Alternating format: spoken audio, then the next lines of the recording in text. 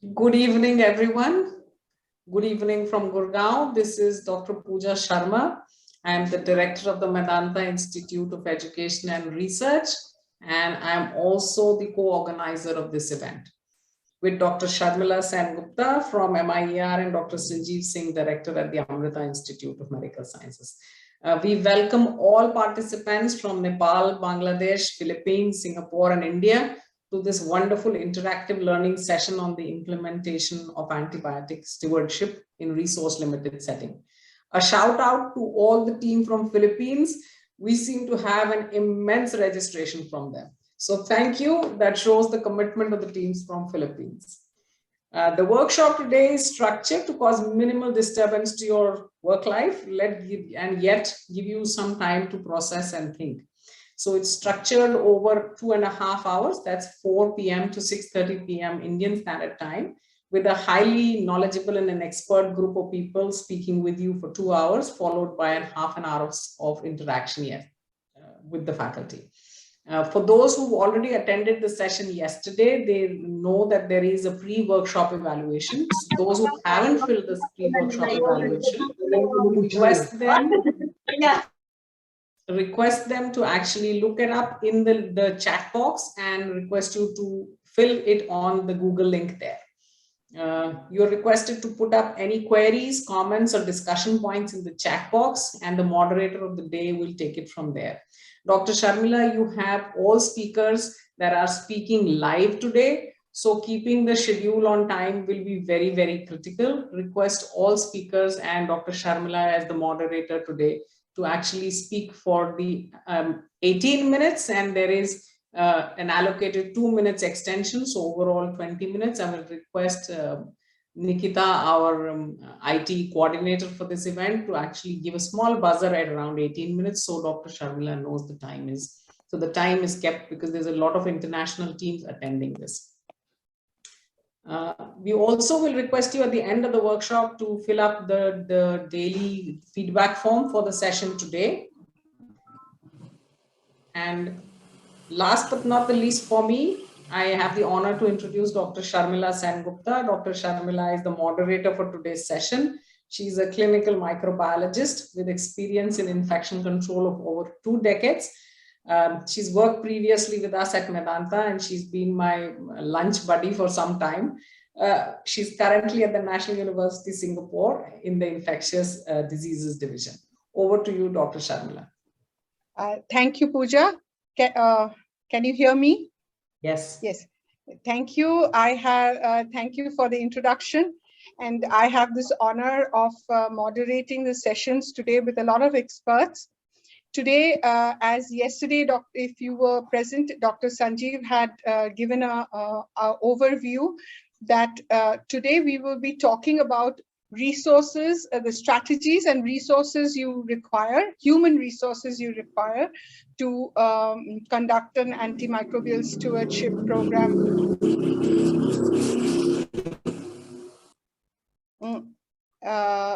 A stewardship program in your own institution. So we will be concentrating on the low middle income countries or low resource settings. And I will start with my first speaker. Let me introduce my first speaker, Dr. Jyoti Somani. She is currently the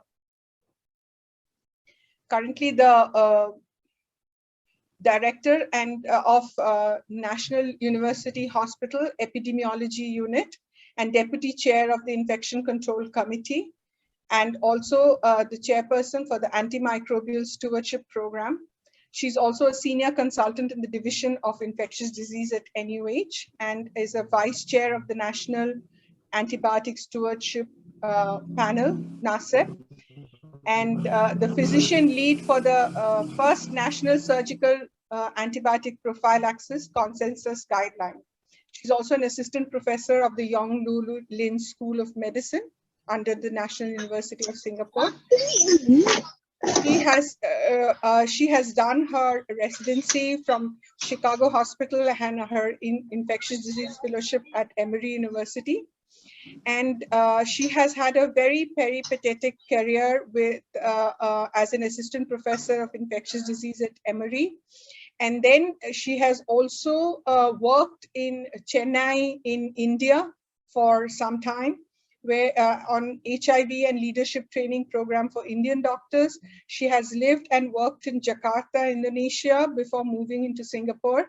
So she has had a very wide range of experience working both in low income and high income countries. So over to you, Jyoti. Thank you, Sharmila. Let me just, wait, now sorry, I'm trying to make there. Can you see my slides now? Yes, we can see your slides. So don't start the clock yet. I've heard it's a strict 20 minutes. Wait, I gotta move this for a second. I have to start my slideshow and, okay, and let me get my pointer. See, now I'm nervous because I know I have a lot to cover. Thanks for the introduction. I do have a lot to cover, so I'm going to go fast, but you will get a PDF copy of these slides to look at the details. So my job is to talk about strategies for implementation of ASP. And I'll be going through some of these components of an ASP program. What can ASP do? What should ASP focus on, especially if you're just starting out? And how to give teeth to ASP.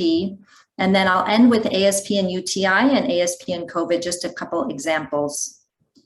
So everyone has seen this, but what percentage of all antibiotic prescriptions are unnecessary, both in the inpatient and outpatient setting? And it's really quite high, 30 to 50%.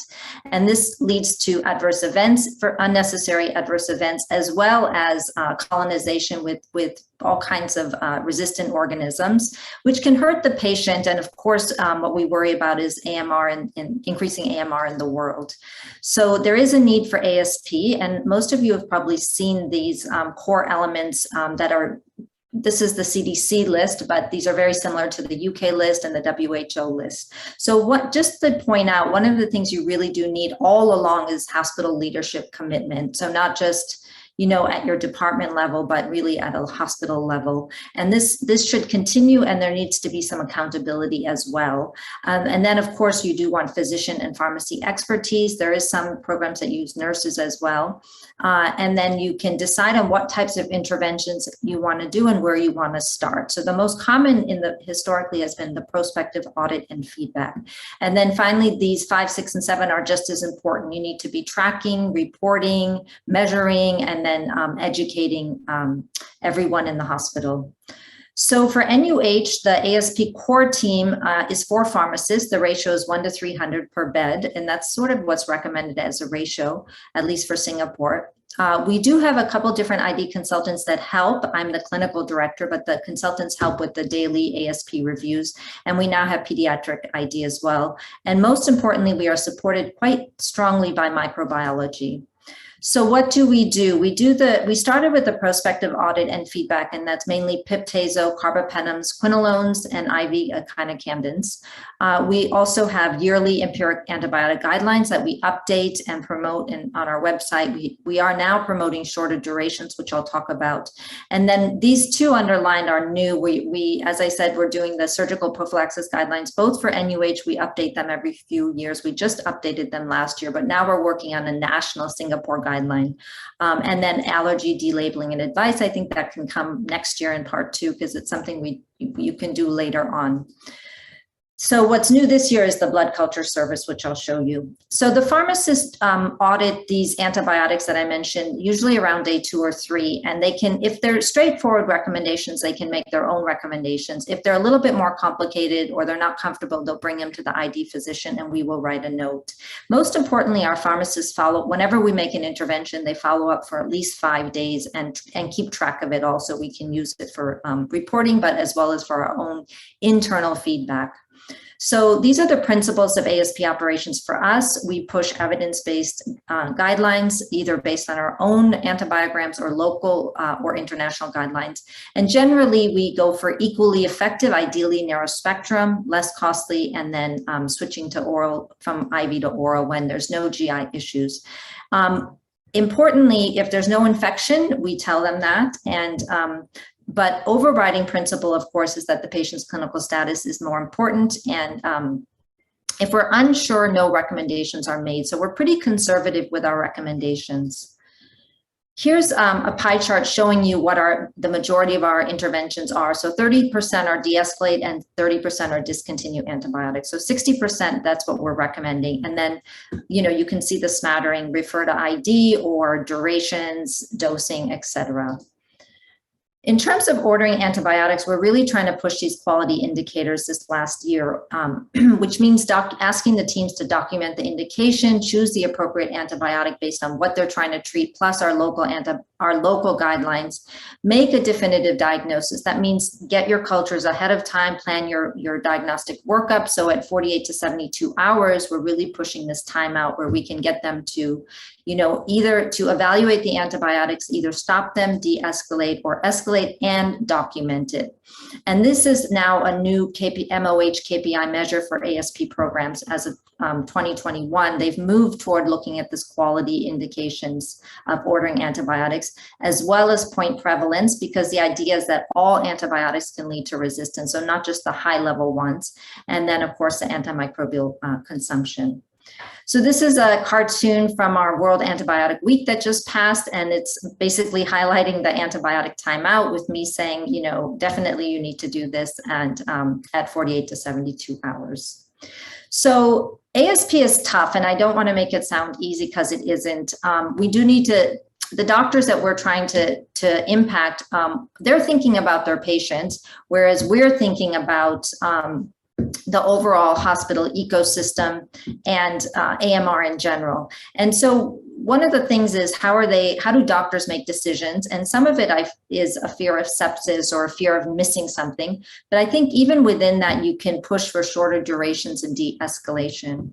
So this is just a slide I make when I think about how do we approach doctors and what do we need to address? And again, a lot of it is the prescriber's experience, their confidence in what is happening clinically.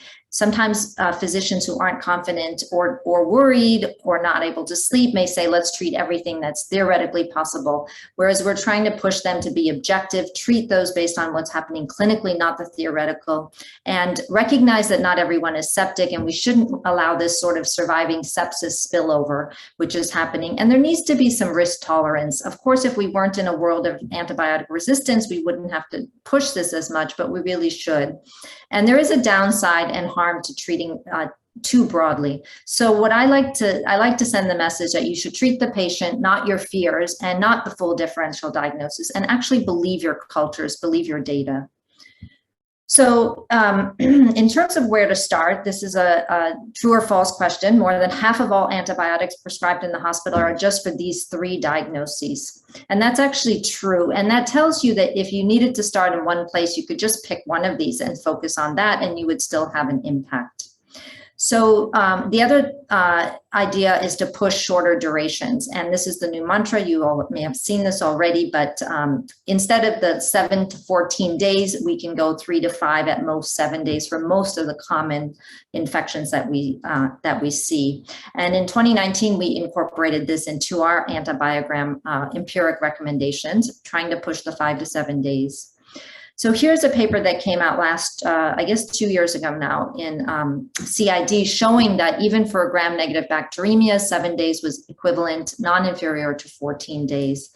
And the strengths of this study were that the majority of the patients were old, about 67% were over age 65, and 25% were immunocompromised. So these are generally patients we see in the hospital, and 7 days was as good as 14 for patients who were well at the time. So at 48 hours is when they decided to to randomize them.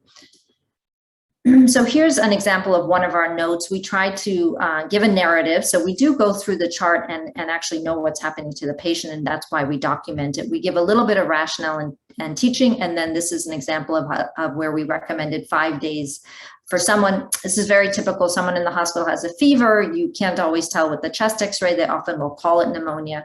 In this case, they did do some cultures that were just colonization. So we recommended just 5 days and got them to stop the marrow. So another point is de-escalation, and is de-escalation safe? And there's actually data that it is. And you can de-escalate based on culture, which I call the low-hanging fruit, and we are doing this with our new blood culture service. You can have empiric de-escalation, which also has been found to be safe. And then you can also just tell patients, tell the teams there's no infection at all, you can stop. You don't have to do the 5 days. This is a very recent study that came out, and I used this to present at our ICU roadshow very recently, showing that even in the ICU, where it can be hard to de-escalate, there's actually data that shows it's safe. So this was a study in multiple Greek ICUs. You can see that all the Apache and SOFA scores, et cetera, were very similar between the two groups. And what's most impressive is this Kaplan-Meier curve that shows a higher mortality or lower survival for those that didn't get de-escalated versus patients that did. And I think this is good data to be able to show. So moving on, we do have antibiotic guidelines, as I mentioned. And then one of the things we started in when I came at the end of 2018 is this differentiated antibiogram. And that's where we asked the lab to give us the pre-48-hour blood cultures and the post-48-hour blood cultures. It's a bit of a surrogate for healthcare associated. And to use that to tell teams they shouldn't escalate if a patient has, let's say, pyelo with a gram-negative rod growing in the blood, you can rely on this antibiogram. You can, so you can see here, first of all, that we prefer Augmentin now, and that if you go from Augmentin to Piptazo, you don't get much of a benefit if it's pre-48 hours. Of course, if it's later, it's still not bad. Piptazo is still actually pretty good compared to marrow. So when we saw this, we changed our guidelines in terms of our UTI guidelines, and we've pushed more IV Augmentin and amikacin instead of ceftriaxone, which was back there. And this is just the Klebsiella pneumonia, which again tells you if we have a patient in the hospital who has a nosocomial gram-negative bacteremia, we don't actually argue if the teams escalate them or put them on marrow because of the sensitivity, which is quite sad.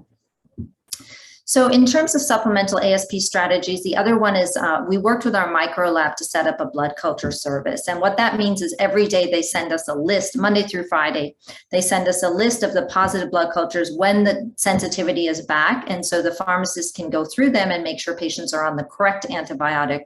So this was just an audit. We just started it in March, and this was a 3-month audit showing that the majority, of course, we knew this already, was Klebsiella.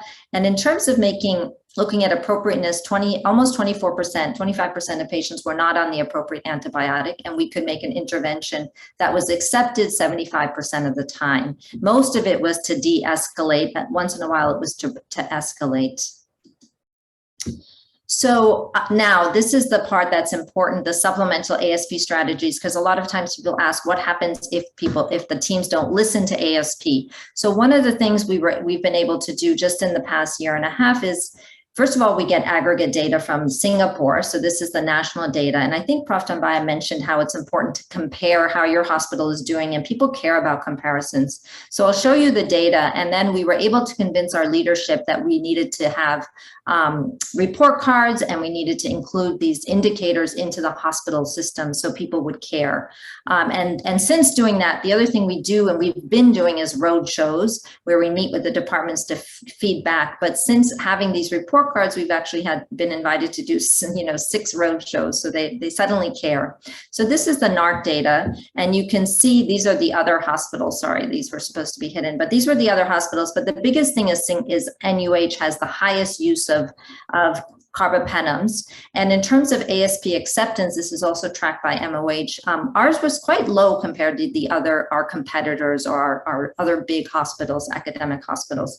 So all I needed to do was show this to the leadership and really, along with other things, to say this matters. And so we were able to introduce these 2 metrics into the hospital key risk indicators, ASP acceptance rates and initial carbapenem appropriateness.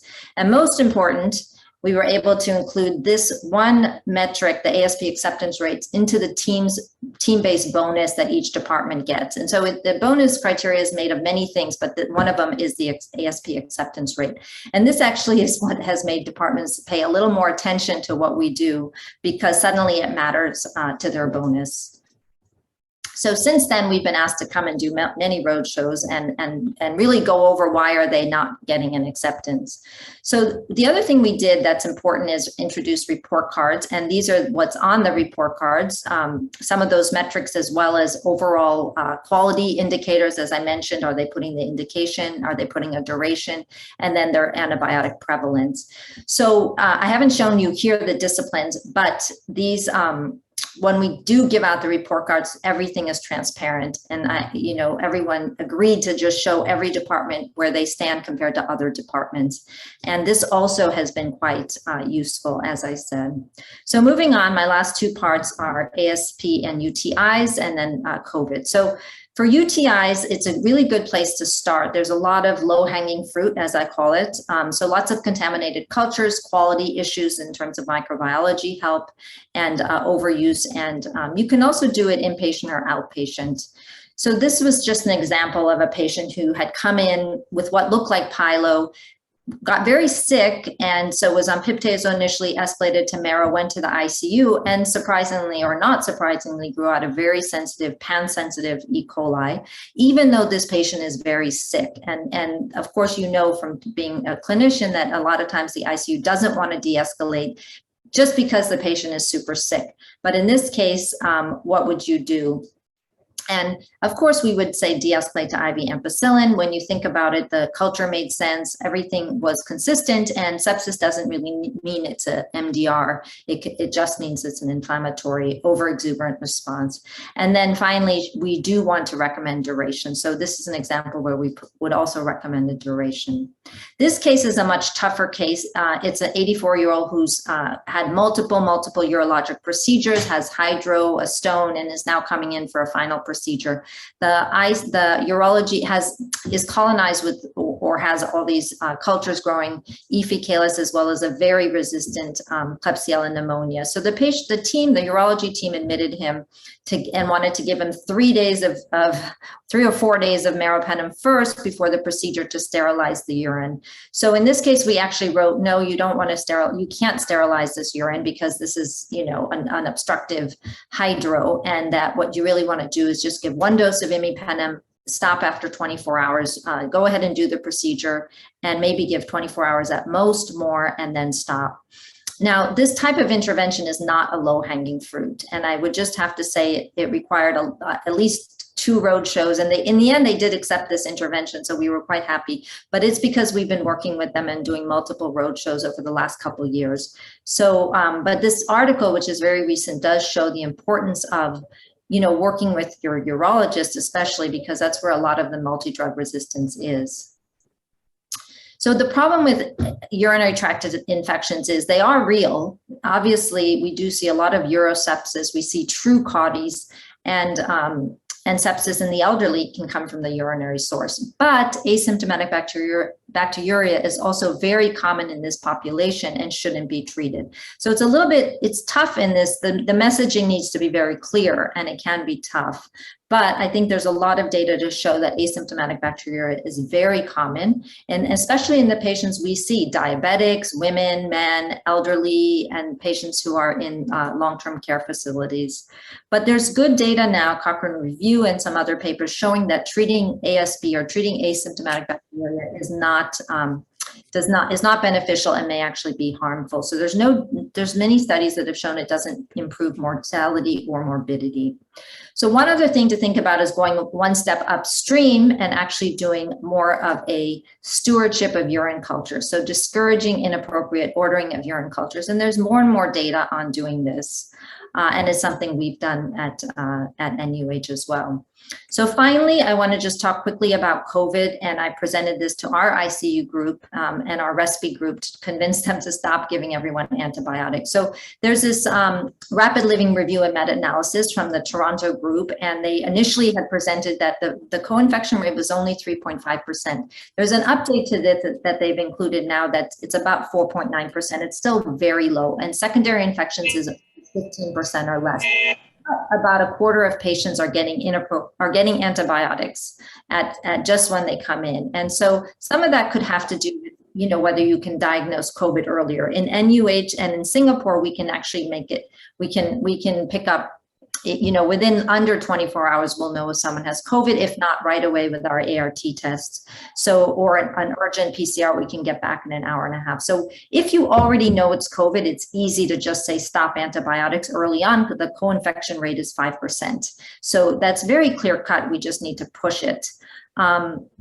This is from the CHEST group, the CHEST Society, and I again use this. I like to use each department's own literature to convince them to follow it. So it's not an ID group; it's their own literature showing the same issues, but saying you should de-escalate. And once you know it's COVID, in terms of looking, this is their workup. You can just go through it on your own. But I think it's very clear cut when someone first comes in that you don't need to start antibiotics. So this is a paper from Nashville, an ASP team that did show that doing a multi-team huddle with ID did help decrease the amount. That would be the buzzer. So they concluded that ASP efforts are really needed to help mitigate the impact of COVID on antimicrobial resistance, and I do think we can do better. So for COVID and co-infection.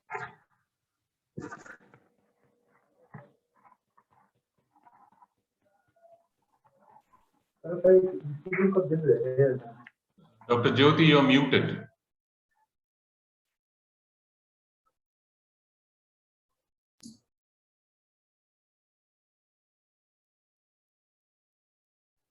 Yeah, you got muted. Dr. Jyoti, you got muted again.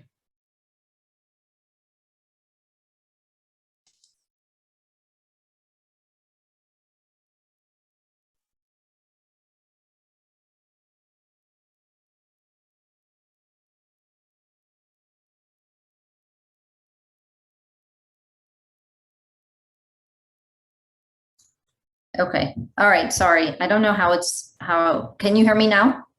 Yes, we can. Because I have my pointer on, so I couldn't even unmute myself.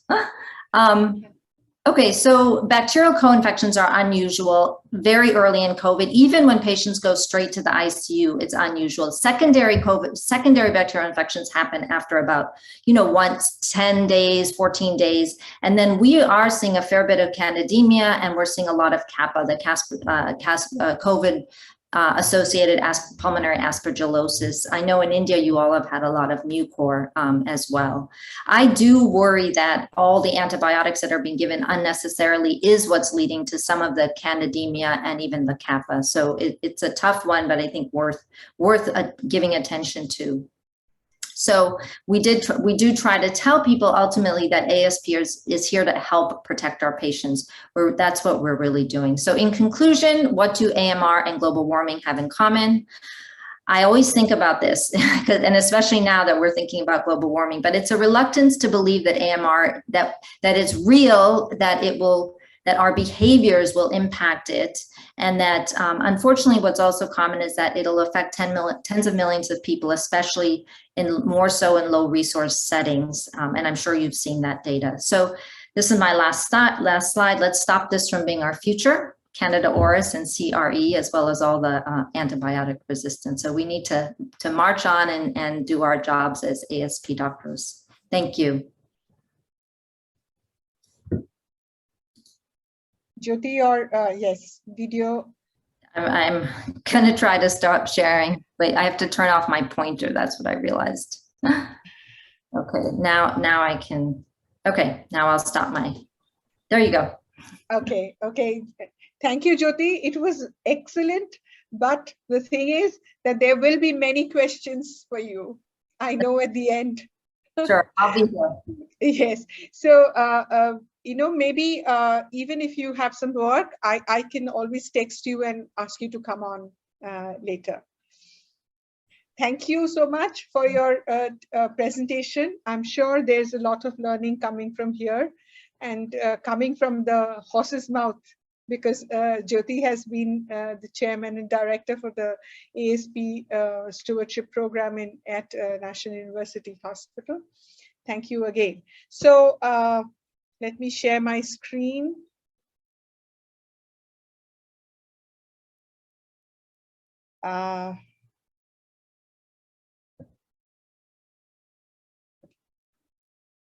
Just a minute.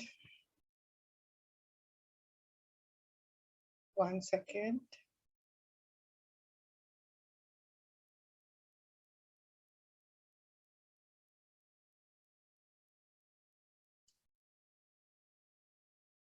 My next speaker is Dr. Sanjeev Singh.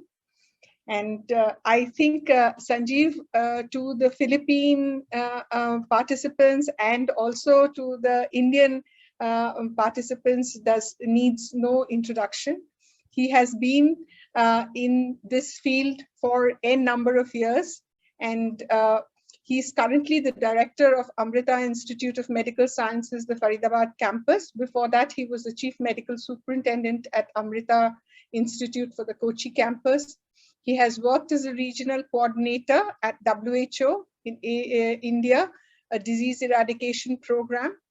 He has many accolades. If I start reading, it will take up his speech, his presentation. So he has been the ambassador, the Shea ambassador from India, representing India in Society of Healthcare Epidemiology of America. He's also been the infection heroes of infection control in the APIC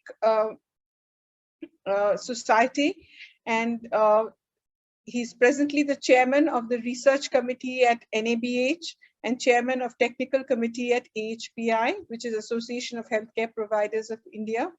He wears many hats, but today he's going to wear the hat of being administrator, and how he would, what is the role of the administration in establishing antibiotic stewardship program. Over to you, Sanjeev.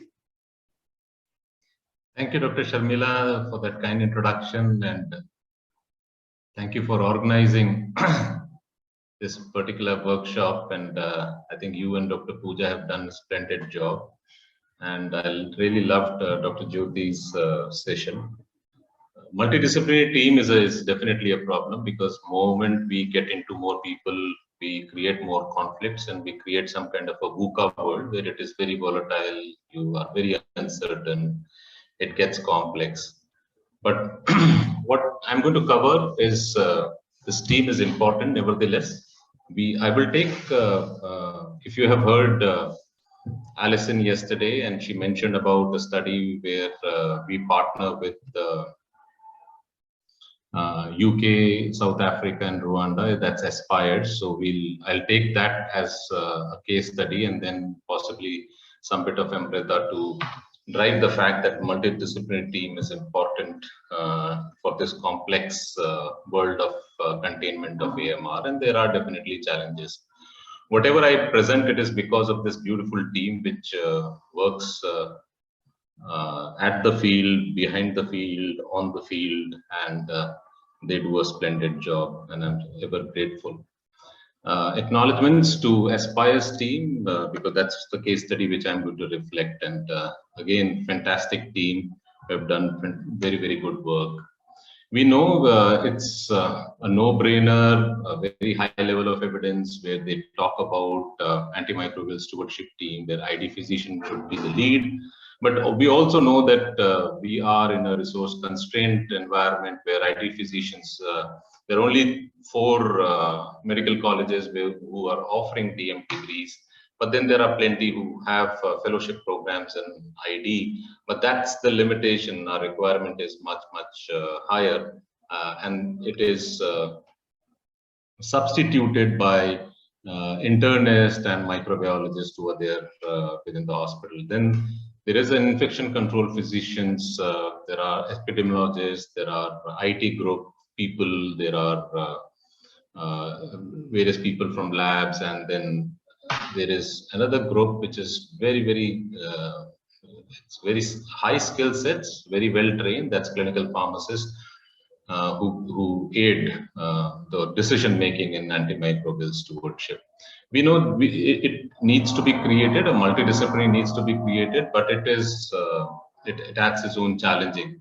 But what is important is that we need to, as Dr. Jyoti also mentioned, that you need to have a huddle and you need to sort of share that information with the team lead. That would be an ID physician, and that's how the multidisciplinary team would get in. So there is a high degree of pharmacy influence, and that is why clinical pharmacists play a big role. Nursing is one big area which is a huge vacuum, because we don't have a nurse who is ID trained, and there is where I think we need to play a bigger role. There are many clinicians who are coming in and who, as an internist, as a pulmonologist, or as an ID physician or microbiologist, who chip in to do this additional role of AMS lead. But what is also key and critical is that all of it comes together as a huddle and create a response which where recommendations are appropriate, where you are able to monitor and you are able to do surveillance. So there is one of our team member, Pranav, who basically looked at the capacity and followed an WHO Essence criteria. And he again is coming from a public health background, did fantastic work, and looked at monitoring and evaluation and learning is important, looked at the Essence criteria where training is important. The context in where AMS is being implemented is critical. There are partnerships and collaborations which we need to create, and then definitely effective leadership. And yesterday there was a fantastic talk from Alison. Alison did mention yesterday that she has a health research. Alison did mention yesterday that she has a health research specialist, which is Rahila, and she has again she does a situational analysis and trying to understand how do we strengthen the strategy behind it. And she has looked at the Pestily strategic model tool. So if we need to adopt anything, what would be a political criteria, what would be an economic, social, technology, economic and legal criteria to be able to go ahead and implement. But there are lots of challenges because most of the Pestily portion within our country is not being adhered to. Then we have this workforce management and we need to invest in this whole group, and we are very fortunate to run PharmD program, which is a 6 years postdoc program. We have many people who are brilliantly trained. They assist in our antimicrobial stewardship program, so much so that they are the chief people who drive antimicrobial stewardship. And they put in this practice, they collect that data, they share it with the team, they do the bedside review, and they also bring in an enormous change which is there. They also have adopted a bigger role of one doing a bedside round training and also looking at PhD programs. This is also important to understand that all of it needs to come through a good implementation science specialist. And we were fortunate to work with Nick and Shalini from King's College, where they used the feedback data through various qualitative interviews and looked at what all would formulate an implementation science project, and how would you go about getting the team together, whether the physicians and the surgeons and the lab people, and they did work on a good tool and established a good framework. What is also critical is how do we collect the data. So yesterday, Dr. Sumant mentioned about aware classification and that he was part of that WHO classification journey. It is also important to collect significant data, what kind of prescription patterns through prescription audits or through antimicrobial stewardship surveillance and audit. You collect that data, and post that you make that data-driven decision making. And because we need to have antibiotics targeted, we need to have our action targeted. So we also are fortunate to work with a few people in South Africa, and Candice has been one of the drivers for qualitative assessment and using ethnography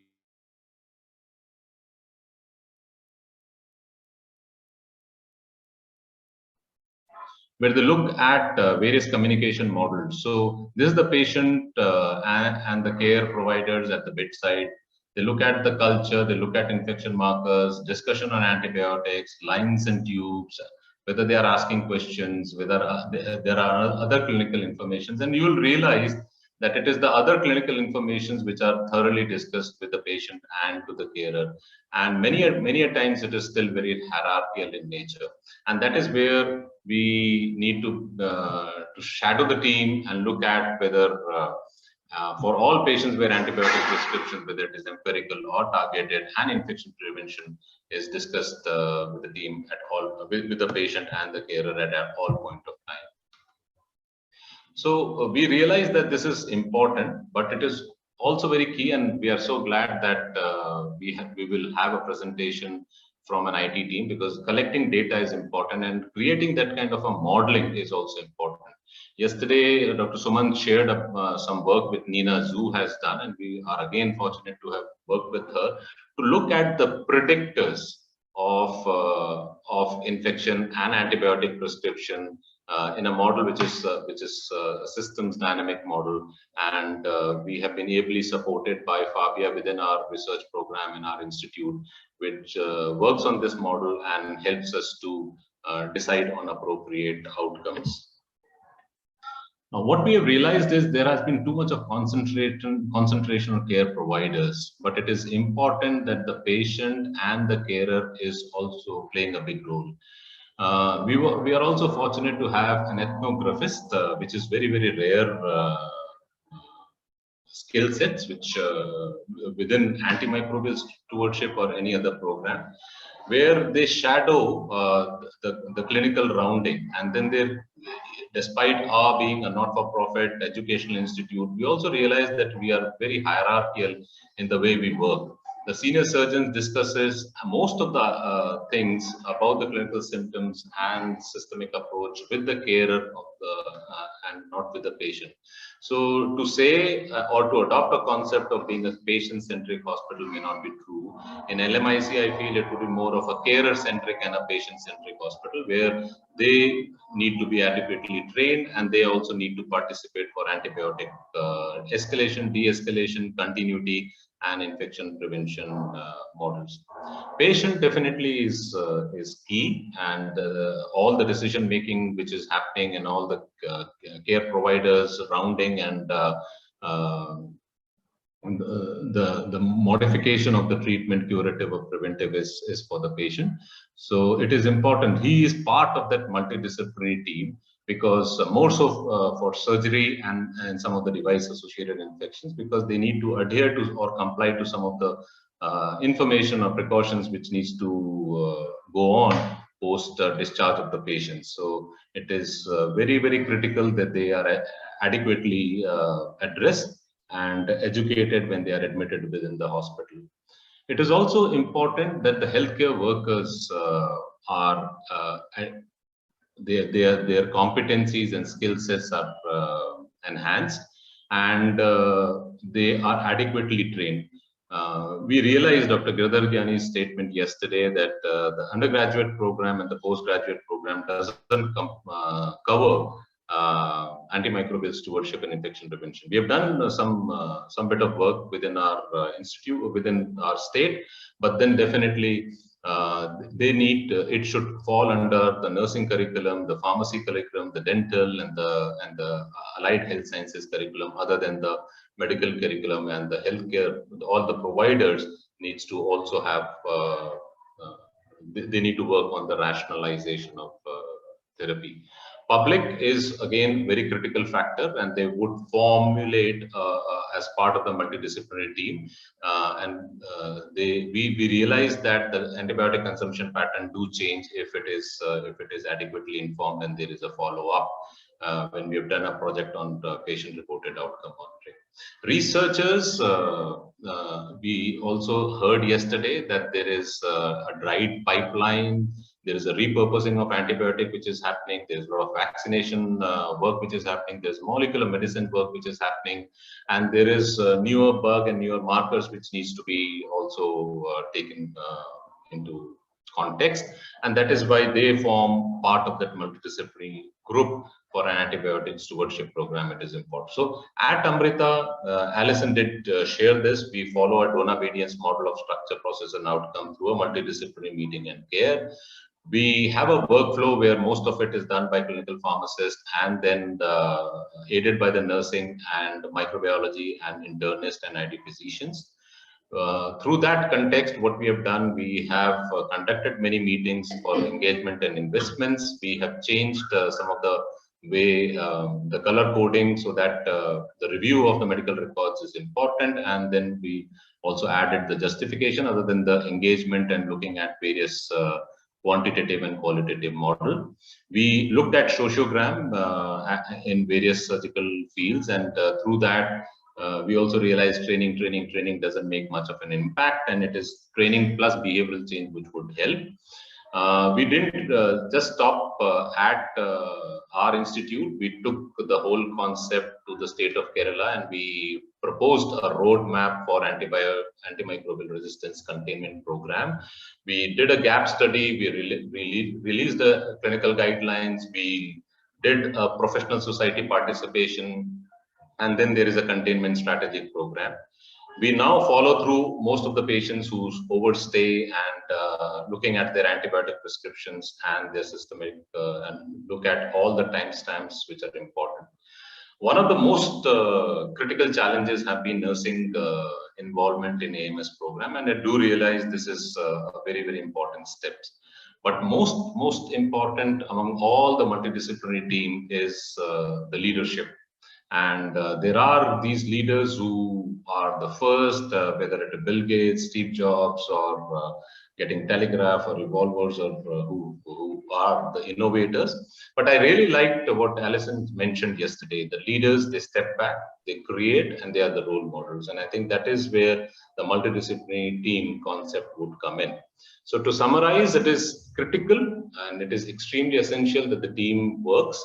How a multidisciplinary team will come into play is having a long-standing professional. They all need to be fantastic professionals, but then there needs to be a good relationship, mutual respect, very ably supported by the leadership, because they need to understand that the clinical outcomes are important and not the dollar terms.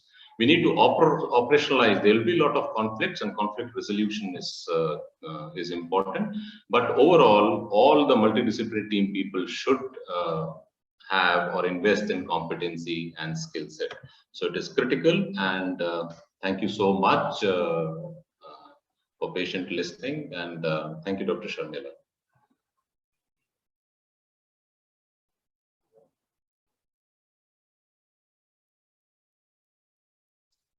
Thank you, Sanjeev, for this wonderful talk. It is definitely very important. The multidisciplinary team concept is very important. And I must say that you have been a very important force in getting the multidisciplinary force together in Amrita. And I hope your model, even if it is in small form, can be implemented or imbibed by other participants in their own institution. And I'm sure if they get back to you, you will be ready to help them through this. We'll wait for the questions in the end of the session. And thank you again for this wonderful talk. I now welcome Dr. Dhruv Chaudhary, and I would just like to say a few words introducing him. He is presently a senior professor and head of Department of Pulmonary and Critical Care Medicine. Most welcome, Dr. Chaudhary. He is in the University of Health Sciences in Rohtak and an alumnus of PGIMS Chandigarh and PGIMS Rohtak. He's a pioneer in the field of telemedicine in Haryana, and first center in telemedicine in the state was established in Rohtak under his leadership. He's also established the first center in simulation for training of medical students, which is something great, and trainee doctors in critical care medicine and bronchoscopy.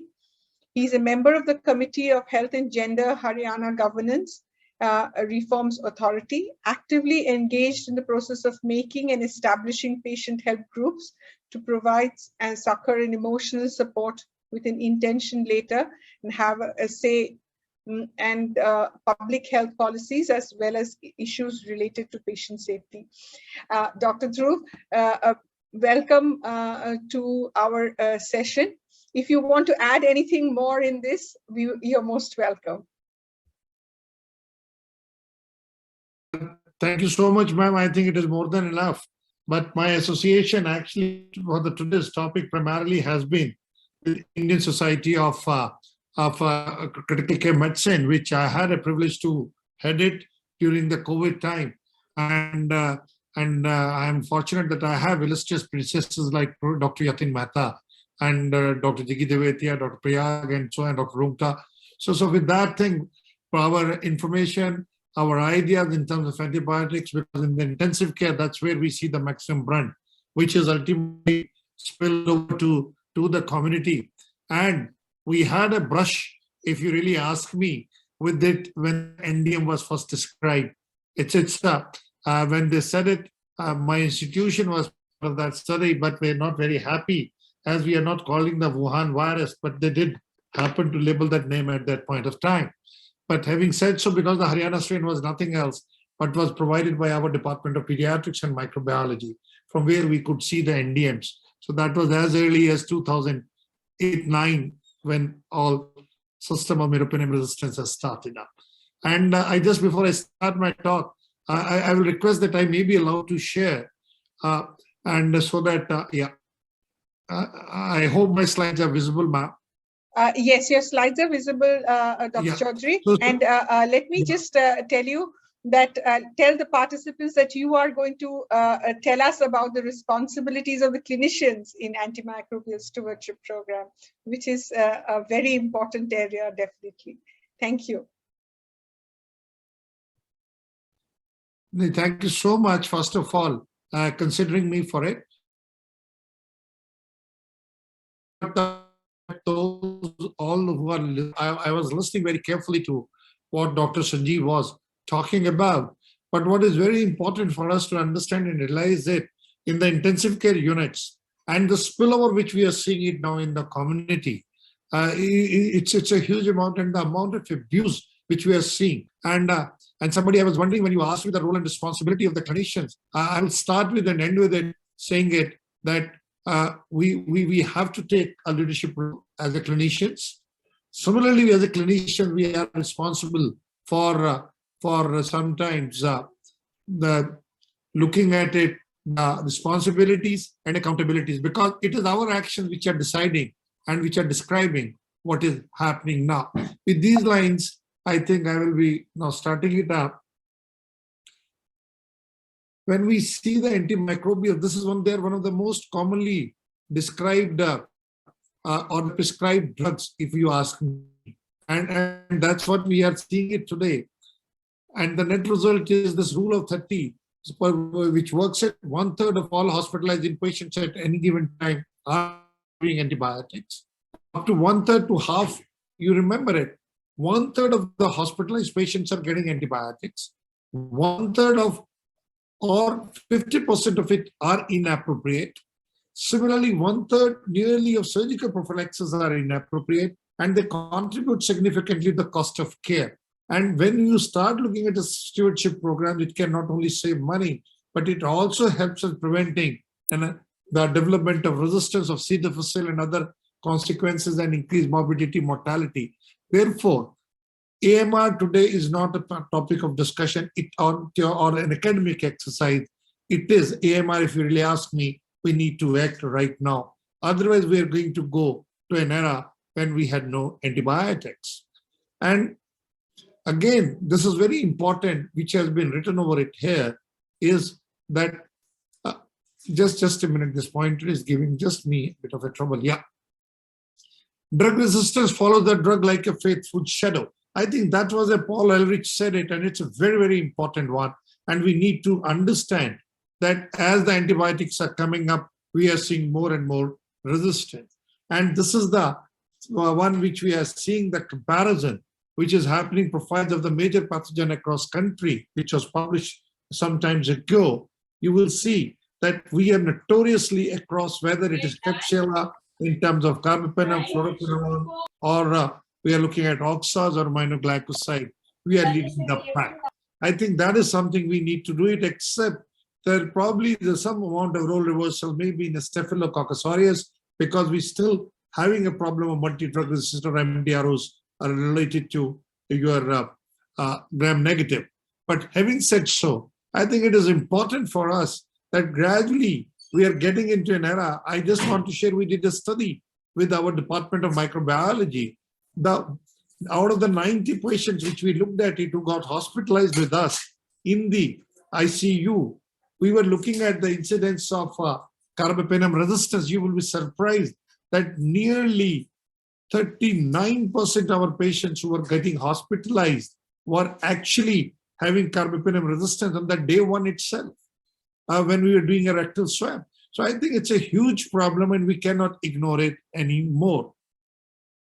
When you start looking at in terms of policies, when we start looking at in terms of National Health Policy 2017 very clearly defines the role, and it has talked about it as one of the priorities and development of guidelines regarding antibiotic usage or prescription, limiting over-the-counter use of antibiotics, and restricting the use of antibiotics and growth promoters in veterinary. I think these are the three very important issues.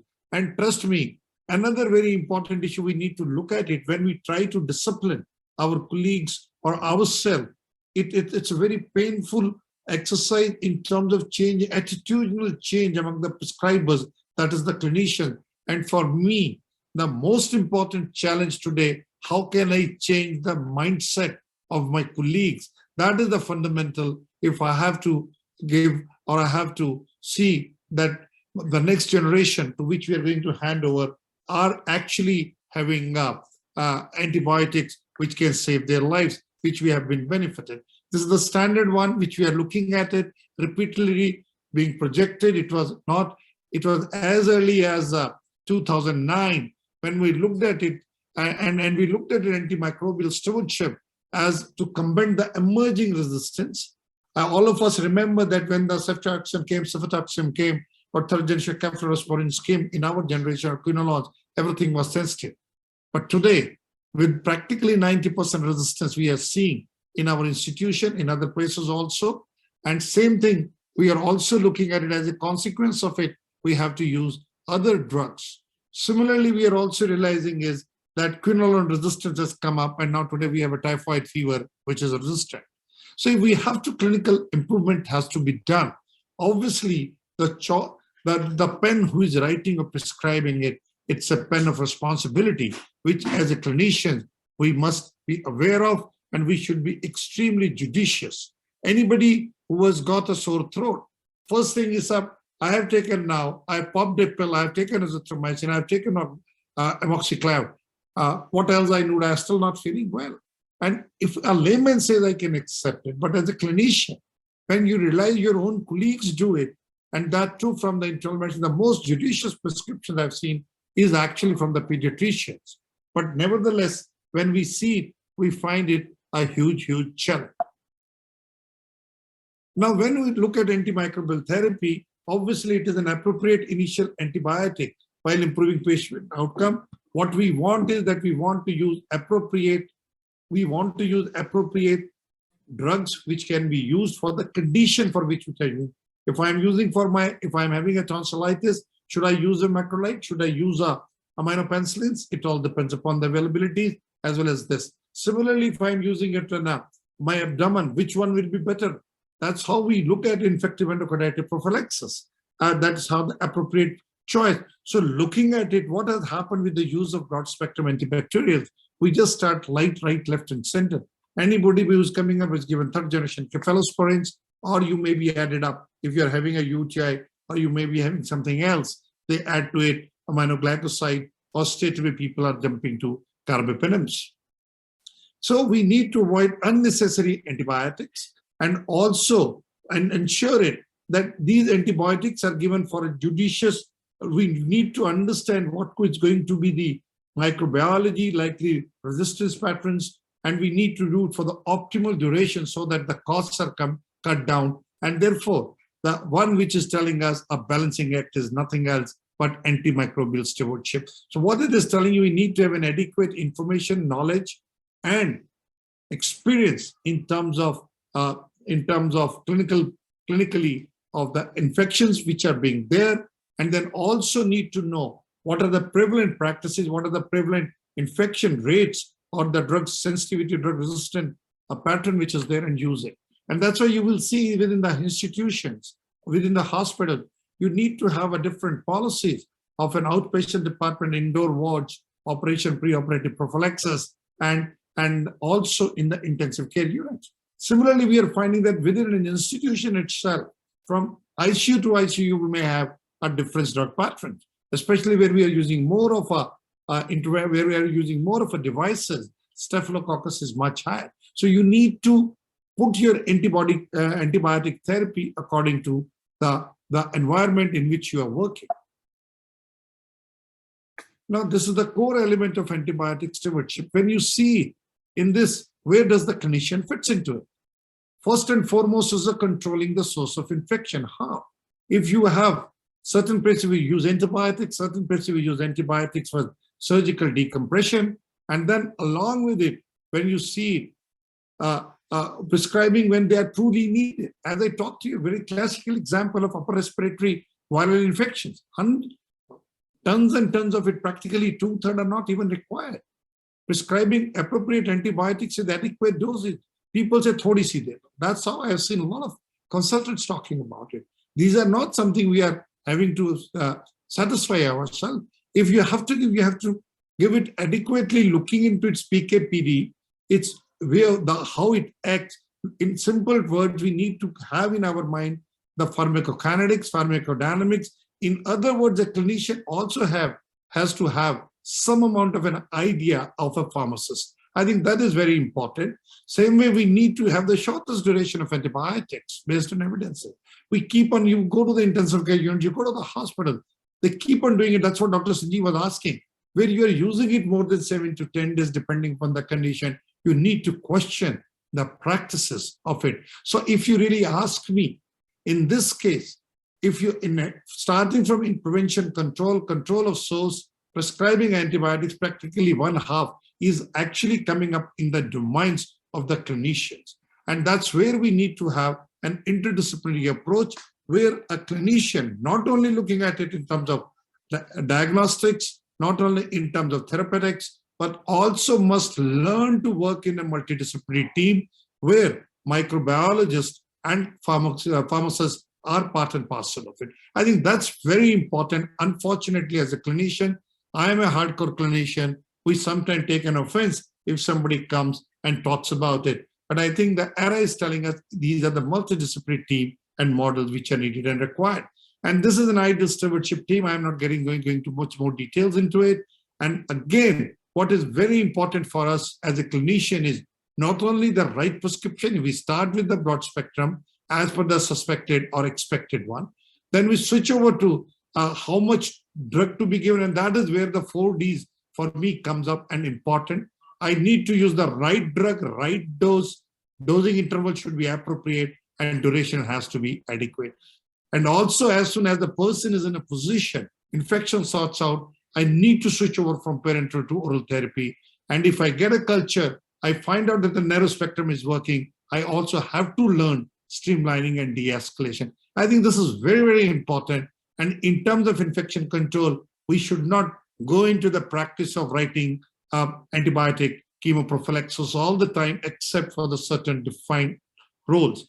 Appropriate use of microbiology reminds us of a diagnostic stewardship, and we need to be able to interpret that data, and that is where we should not shy away taking help from our colleagues from clinical microbiology. That's what we do. And in fact, I go a step ahead. We must have clinical microbiology round in combination with our friends from microbiology. And in terms of antibiotics, it is extremely important for a clinician to understand it's a change in mindset. It's an attitudinal change. I've learned it hard with the hard facts when working in the intensive care unit, that clinical pharmacists and clinical microbiologists must be a part and parcel of a common round team. And that's what brings us where the clinicians need to be aware of not only antibiotic stewardship program, but diagnostic stewardship program, and also infection prevention program. Simply looking at antibiotics alone may not be good enough, because all these things are interlinked and they have to work together.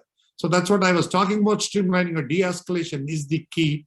Most of the time, what people do is, "Sab theek chal raha hai, mareez ko hai, main nahi haath lagana." No, depend and trust your labs. But also, adequate interpretation of antibiogram is extremely common. I'm seeing that sort of a challenge, seeing in particularly with the quinolones, and also with now MIC values coming up.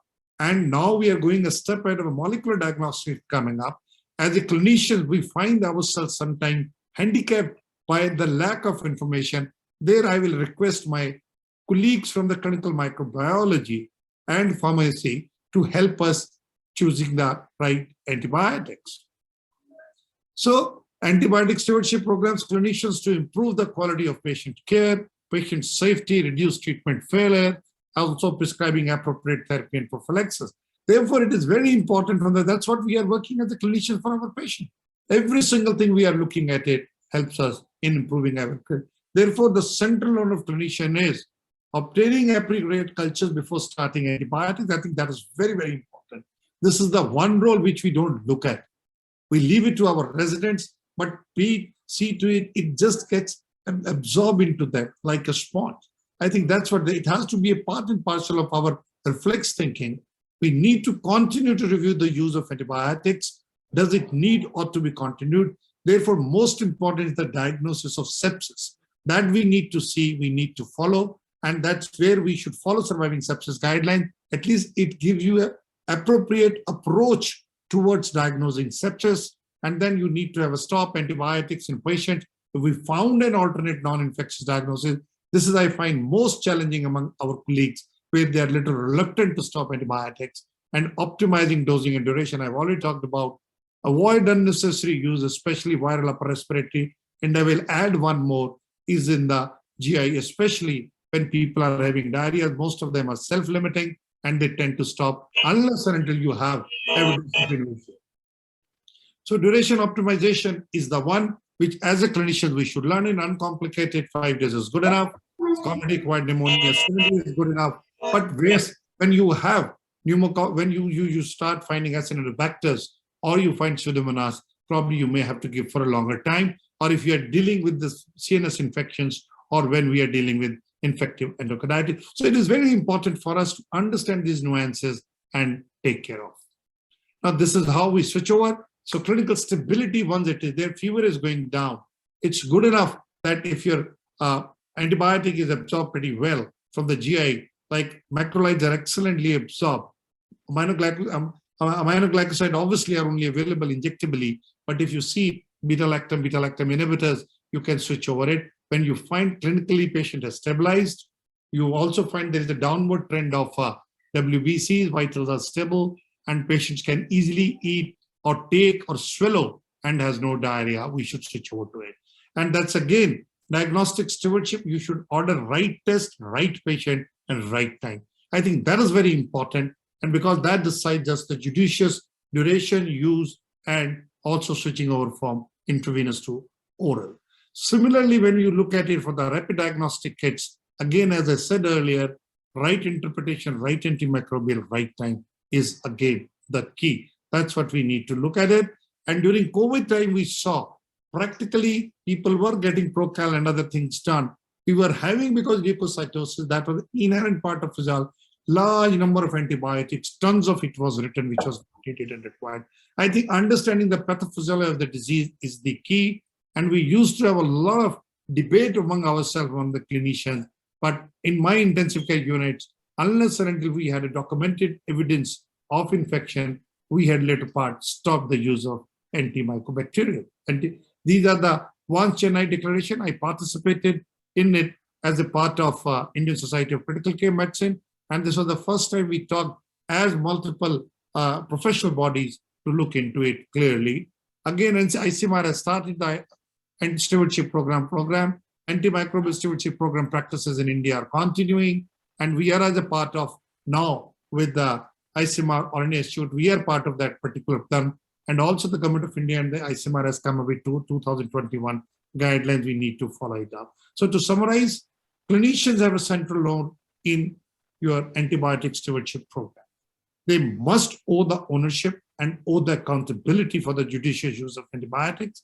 And it reminds you, Sir Alexander Fleming, the thoughtless person playing with penicillin treatment is morally responsible for the death of the man who comes to infection with the penicillin resistant dog. Very prophetic statement, very, if you ask me, very strong statement. It holds still true nearly practically 80 to 90 years down the line. Thank you so much. Thank you, Dr. Dhruv. It was a pleasure listening to you, and I'm sure in your institute, you have been a pioneer in pushing the antibiotic stewardship program. Well, it was a very eye-opening presentation, and we hope you will be there to answer some of the questions which will come up from the participants. Thank you, Dr. Sharmila. I think so. I will be. I try to. Yes, thank you. My next speaker is somebody who really does not need much of introduction. He is Dr. Balaji V Raghavan, and he is just a minute. I'm trying to show you my screen.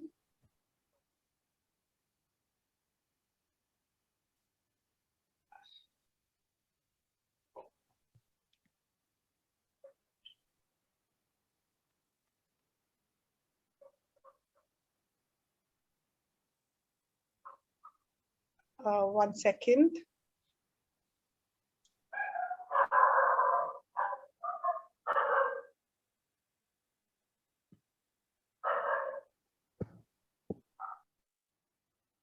Just give me a little time, please.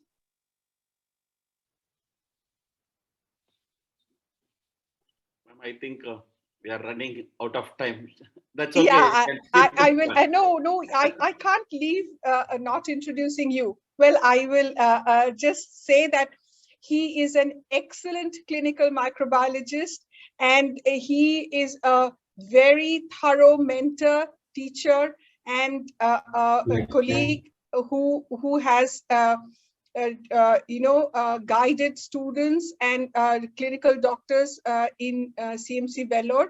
He has been the editor of he is the current editor-in-chief for Indian Journal of Medical Microbiology and Journal of Hospital Infection. He has more than 402 publications and 3 books. I think Dr. Balaji does not, I can go on and on about him. I've heard him several times, and he is an excellent speaker. He will be telling us about the roles and responsibility of the clinical microbiologist in antimicrobial stewardship program. Over to you, Dr. Balaji. Thank you, Dr. Gupta. Thanks for your nice words. Very little time was given, so I will try and give the specific details where the microbiologist can contribute to the antimicrobial stewardship program. So to start with, roles and responsibility of the microbiologist for antimicrobial stewardship. There are 2 important qualities of a microbiology lab or microbiologist is, one is you need to give the report as early as possible. Shorter the better, number 1. And number 2 is it should be accurate result with the highest sensitivity and specificity. So these were the 2 big hallmarks of a good microbiology lab. So they need to make use of the optimum usage of diagnostic service so that it helps the patient to recover at the early. So what is novel in identification and AST, where it can reduce the duration as well as it will give a high sensitivity specificity diagnostic result. Okay, so the most revolutionizing platform available as of now is called Pheno Accelerator. You can see in the screen that it's in a one touch go, where the same machine, after loading the blood culture bottle, say within 1.5 hours after flagging positive for the blood culture, once it flags positive, within 1.5 hours, it identifies the organism. Once it identifies the organism, within 7 hours, it can give the susceptibility report. The interesting aspect is it's not the susceptible or resistant qualitatively, it gives quantitative minimum inhibitory concentration. So that's how within 8.5 hours of flagging positive, it gives identification and antimicrobial susceptibility report. Second thing is, if the culture has got 2 organisms, then it gives separately identification and antimicrobial susceptibility for separate organisms. So it's really revolutionizing, so that this kind of early report with high accuracy will help definitely institute appropriate therapy for an individual. So I'm not going into the mechanism of the system, but definitely this makes a difference. And this is the evidence for the excellent accuracy of the platform, where the essential agreement and the categorical agreement of the antibiotic susceptibility testing is so good, and there is no very major error or major error identified with this system. And not only this Pheno Accelerator, now it's in very much use. There are a long list of new platforms are coming to the market. They are all at a very late stage. Few of them have already been approved by European counterpart of the FDA in European Union, CEIVD. So you can see, using different concept, many platforms are available. This is going to revolutionize, and I hope in the next few years, we will be able to get the susceptibility report and identification in a somewhere within 1.5 hours to 6 to 7 hours. Microbiology is getting revolutionized now.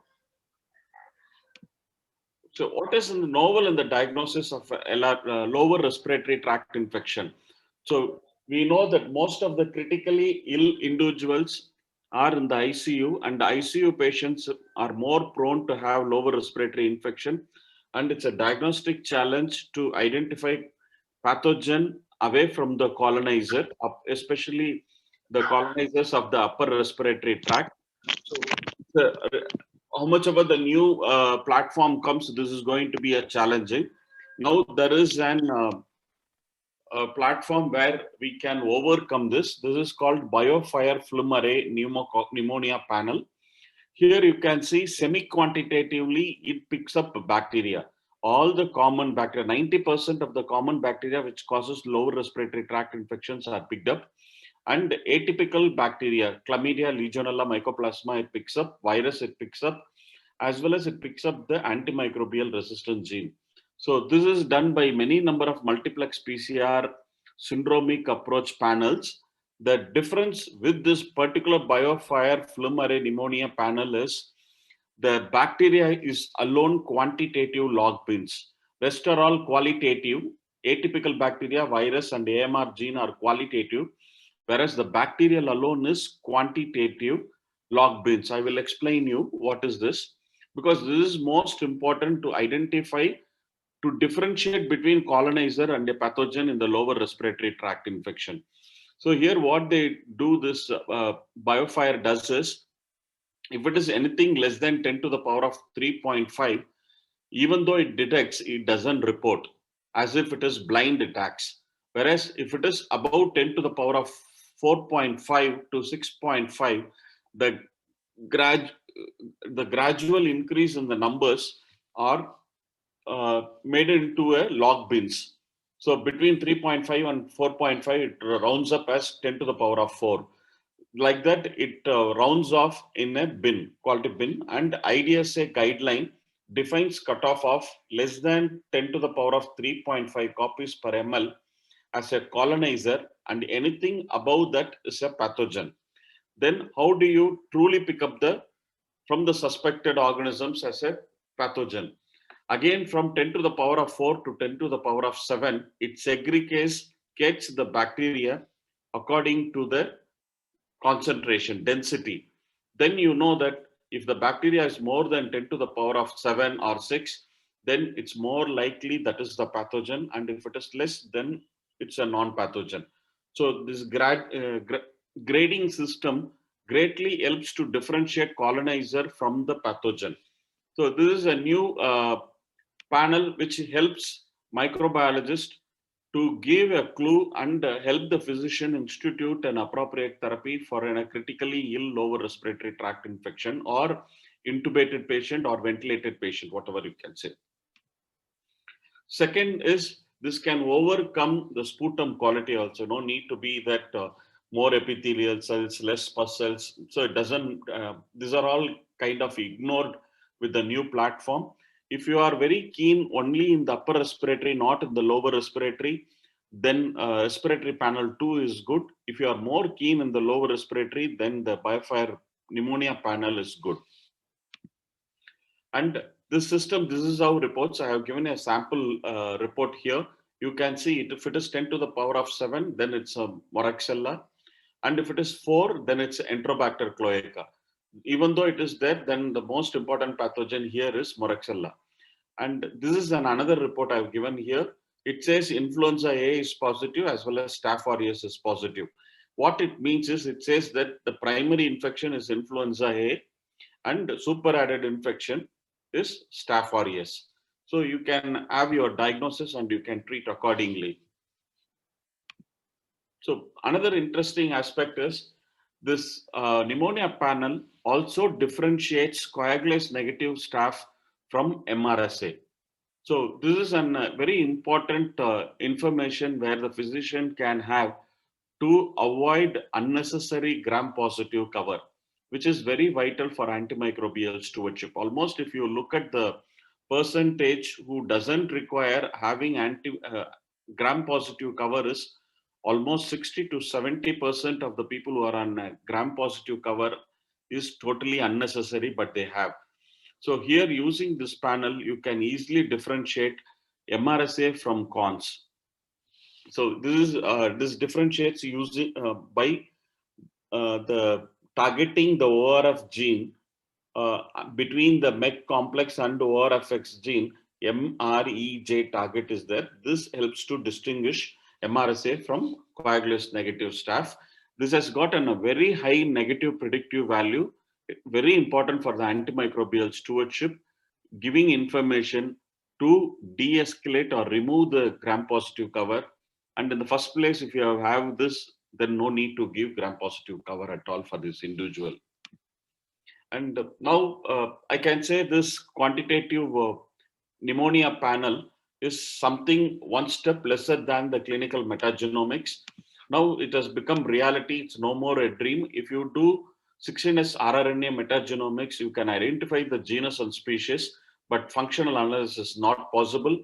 While if you do shotgun metagenomics, you know the proportionate of bacterial density, virus and fungi, and as well as the functional analysis of AMR, virulence, metabolic pathway, everything can be inferred. So it's depending upon your request, your indication, this can be done, but no more it's an dream, it's a reality which can be done. This we are not going to do routinely for everyone. In a challenging undiagnosed patient, within 2 days, this is achievable. So now, most important role which the microbiologist has to provide is give the type of carbapenemase, because now it is an era of individualized therapy, tailored therapy. If you need to be very appropriate, then definitely you need to know the type of carbapenemase the organism produces. Now there are many number of phenotypic and genotypic kits are available in the market. You can see here in less than 5 minutes by phenotypic method, you can make out, or any of the genotypic within less than 3 hours, you can identify. Some takes even 2 days, but the sooner the better with the highest accuracy. For a just throwaway price of 1,000 rupees, easily you can identify, which cut down the cost and institutes the earlier therapy, appropriate therapy, and reduces the length of stay, mortality, morbidity to the individual. And these are all the immunochromatography test. You can see all the enzymes are there. Within, say, about 15 minutes, you will have what are all the enzyme positive. This is available for Enterobacteriaceae. This is available for Pseudomonas. This is also available for Oxa 2324 for Acinetobacter baumannii.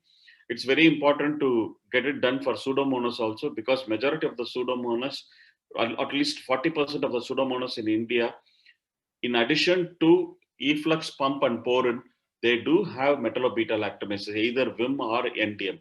So to know whether presence or absence of metallo-beta-lactamase, you need to get the information, information, so that accordingly the therapy can be prescribed. So what is the AMR scenario in India? You can see that not only the NDM, 90% of the E. coli in India is due to NDM. In addition to the NDM, penicillin binding protein 3, if it is there, then the appropriate choice varies. You need to be aware of that one. So microbiologists should try and see in their locality or in their hospital how much percentage of PB3 inserts are there. When it comes to Klebsiella, 1/3 of the Klebsiella, carbapenemase resistant Klebsiella are due to OXA48. The remaining 2/3 are due to NDM plus OXA48. It's very imperative to know whether it's only OXA48 like or NDM plus OXA48. If it is only OXA48, ceftazidime avibactam is good enough. If in addition to OXA48 NDM is there, then you need to add aztreonam to ceftazidime avibactam. And the cholesterol resistant is very high here. Then KPC rare and no penicillin binding protein 3 is seen for Klebsiella and E. coli. As I mentioned to you earlier, Pseudomonas, apart from pour-in and efflux, Vim and NDM are there in 40% of the isolates. And for baumannii, 70 to 80% are carbapenem resistant, and almost 99% it's due to OXA 2324. In 30 to 40%, NDM is also there. Then you need to target both the enzymes with therapy. Cholesterol resistant is approximately around 10% is seen now. So now you need to know, based on the enzyme, what antibiotics susceptibility testing need to be done. And many people, if they delay doing this, then early report may not be available for the patient to start the therapy at the earliest. If it all three are there, then you have left over with only two choices, either tigecycline cholesterol or ceftazidime avibactam.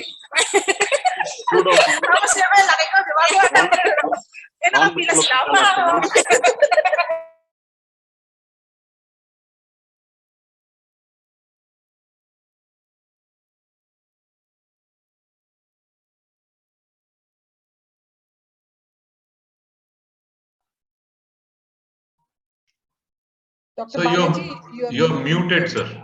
Yeah, you are muted. Now? Perfect. Yeah. Okay. Yes. So metallo-beta-lactamase, if it is there, then you have a very little choice, only cholesterol, you have nothing else you have.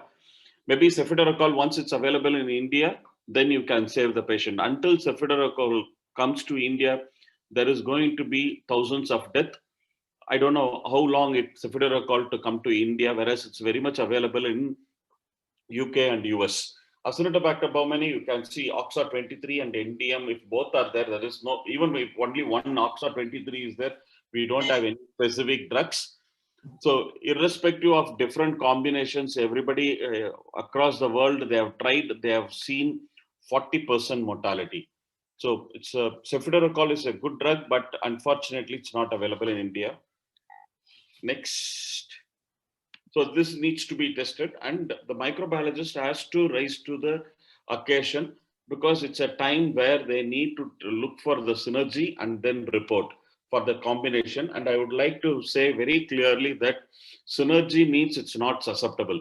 For example, what I would like to say is, suppose an organism has got 5/112 MIC, then fourfold decreases synergy. That is 256, 128, 64, 32. Even if it is 16, synergy is there, but it's not susceptible. Simply the cutoff will be 4. And your synergy stops at 16. So you need to be very clear that synergy and susceptibility is there, then it's worth giving. Just synergy without susceptibility, no point in giving that drug. And how do you test for synergy for ceftazidime avibactam plus aztreonam? Because that is the life-saving combination at present in India we have. And you cannot do this method because ceftazidime avibactam is not going to help in any way, only the avibactam aztreonam. So only this arrow mark has to be considered. You have to ignore this one. This has not been validated. Again, this is called a zone of hope. You can demonstrate the synergy, but not the susceptibility here. This test is also of no use. This is reported in the Cleveland where you keep both adjacent and take the reading on the aztreonam side. Unfortunately, this has not been evaluated, but looks good. Maybe once it's validated, it may be good. So in the E-test, ceftazidime avibactam comes. Ceftazidime is a graded antibiotics is there, whereas avibactam throughout the strip 4 milligram constant is there, microgram constant is there. So if you do separately, it will be resistant. So all you need to do is keep the aztreonam first, then over that keep ceftazidime. After 10 minutes, keep the aztreonam back over the ceftazidime, overnight incubation, then take the reading for aztreonam alone. So this is the way you need to do the synergy. The second strip cross method is place the aztreonam, the ceftazidime avibactam strip above the aztreonam and take the reading for aztreonam. It is 8 for enterobacterials and 16 for Pseudomonas cutoff. So this is how the methodology has been defined. You need to, because the old technique, old interpretation doesn't apply here. So it's very important, the microbiologists for the new kind of XDR era, they have to equip themselves. Or a disc elution method where you had the disc, leaving it for elution, then had constant volume of organisms overnight and next day morning you can take the reading. So these are all the various ways where you can do the synergy testing and report to the physician. Now I move on to the difficult to treat organisms, Pseudomonas aeruginosa and Acinetobacter baumannii. And most important thing in Pseudomonas you need to know is whether it is an MBL producer or not. If it is not a metallo-beta-lactamase producer, then at present we have only this antibiotics, which is least among the three is ceftazidime avibactam. You can give, if MBL is there, then this drug won't help you much. So you need to add either colistin with carbapenem or colistin with amikacin. So that is the only choice in India we have as of now. For Acinetobacter, so this slide I will skip. For Acinetobacter baumannii, you need to see that combination of drugs has to be given. If it is bacteremia, you need to have 3 combinations: meropenem, colistin, and high-dose sulbactam. This holds true for bacteremia, pneumonia, and CNS infection. If it is intra-abdominal osteomyelitis, then it is tetracycline group plus meropenem. Tigecycline for intra-abdominal osteomyelitis, it's minocycline. If it is pyelonephritis and cystitis, it is amikacin and colistin. So you need to know what syndrome, and if it is an Acinetobacter baumannii, then 2 to 3 drug combination test needs to be done. There is no other choice. As I told you, there is no drug suitable for OXA 23-24 and the NDM for Acinetobacter baumannii. And alternative strategies, we don't have cefiderocol and eravacycline, so it's of no use. At present, we can't help in any way. And what needs to be avoided for this Acinetobacter in a different syndromic situation is given. So this kind of a good understanding on the therapeutic value of the drug is very important for a microbiologist to know, understand, and give the right susceptibility report for the physician, treating physician. And it's very important, the microbiologist should not jump and give colistin report in the first place when you have very good alternative to colistin is available. So there are many number of RCTs available in the literature where for most of the organisms, ceftazidime avibactam, plasmomycin, and other drugs, though even though we don't have ceftazidime avibactam, we have, it seems to be much better than colistin. You can see in this, here mortality is much lower compared to colistin. Colistin gives 40% mortality, around 25 to 40%, whereas other alternatives gives around 10% only. Similarly, nephrotoxicity with the colistin is very high, up 15%, around 50%, whereas with the alternative drugs, it's only less than 15%. So the mortality and nephrotoxicity are very high with the colistin, whereas with the other suitable alternative, if it is available, that gives best result. So judiciously, colistin susceptibility report needs to be given by the microbiologist. Not only the mortality and nephrotoxicity, here you can see the meta-analysis shows that even mild case of colistin-associated nephrotoxicity have been linked to variety of adverse outcomes, including increased in-hospital mortality, length of stay, renal replacement therapy, then increased healthcare resource utilization post-discharge. So it's better that when something good is there, please don't do colistin and report colistin. Unnecessarily, if they have started on colistin, probably they may not remove the colistin. When it works well, then they try to continue that one. The biggest problem with colistin is on therapy, heteroresistant, it will form very earlier. And the last one is, it's very important how the microbiologists will give their report. It's called, the IDSA recommends cascade or restrictive reporting. How, I will give you one example. Suppose if you have a gram-negative pathogen, suppose E. coli is there. If it is susceptible to third generation cephalosporin, cefotaxime or ceftriaxone, and piperazoline, tazobactam, then you have no business to report about carbapenem, colistin, fosfomycin, and tigecycline. Withhold that report. If suppose a patient was started on broad spectrum carbapenem earlier, and if you give all the report, then they may not remove, de-escalate from carbapenem to third generation cephalosporin. The mindset won't allow them to come down, de-escalate, if it works well. So if you are not given, if your report doesn't have carbapenem, then probably they have a chance to move from carbapenem to third generation cephalosporin. So that's how the FDA IDSA guidelines recommends that don't give when a narrow spectrum is susceptible. Another example is for Staph aureus. If it is oxacillin susceptible, don't give Vanco, Tico, linezolid, or tigecycline report. Similarly, if it is Enterococcus, if Ampigenta is susceptible, don't give Vanco, Tico, linezolid, and tigecycline. Streptococcus pneumoniae, if it is oxacillin, don't give the higher antibiotics. Again, if it is resistant to oxacillin, just give cefotaxime and vancomycin, but don't give linezolid. So this is how the IDSA recommends not to give once the lowest narrow spectrum antibiotics are susceptible. This is for the gram-negative. When carbapenem is susceptible, don't give colistin and ceftazidime, avibactam, and aztreonam. So only on request you need to do. If these are all resistant, then you can give tigecycline and combination therapy report. And microbiologists have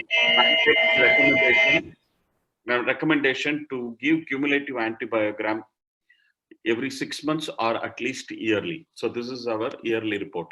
So we celebrated our Antimicrobial Stewardship Awareness Week or Antimicrobial Awareness Week a couple of weeks back, and you can see the picture. Thank you. Thank you, Dr. Balaji. Sir, it was an excellent presentation, and I must say that I don't know how many microbiologists are tuned in to this, but this is definitely a very big learning from you, coming from you. You know, we are absolutely,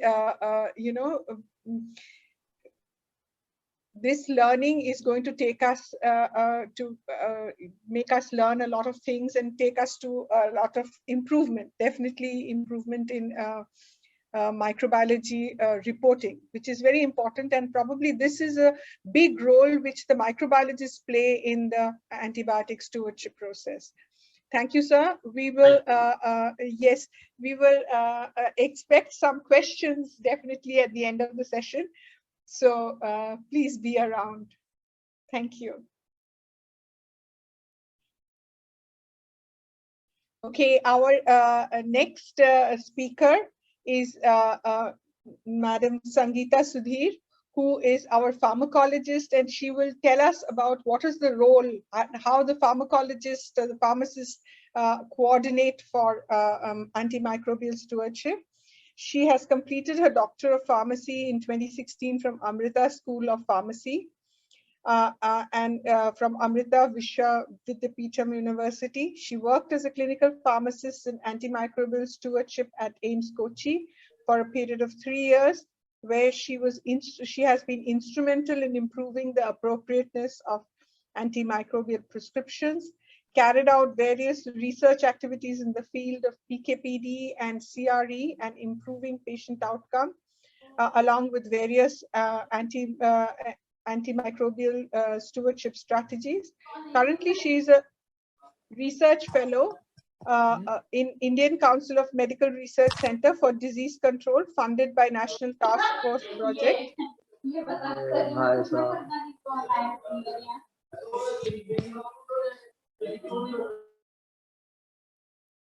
Sorry, please, the participants, can you mute your mics so that it does not disturb?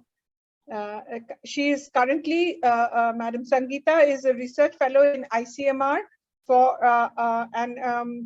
funded by the National Task Force Project on capacity building and strengthening hospital infection control to detect and prevent AMR in India since July 2020. Most welcome, Sangeeta, and please, you can carry on with your presentation. Thank you. you.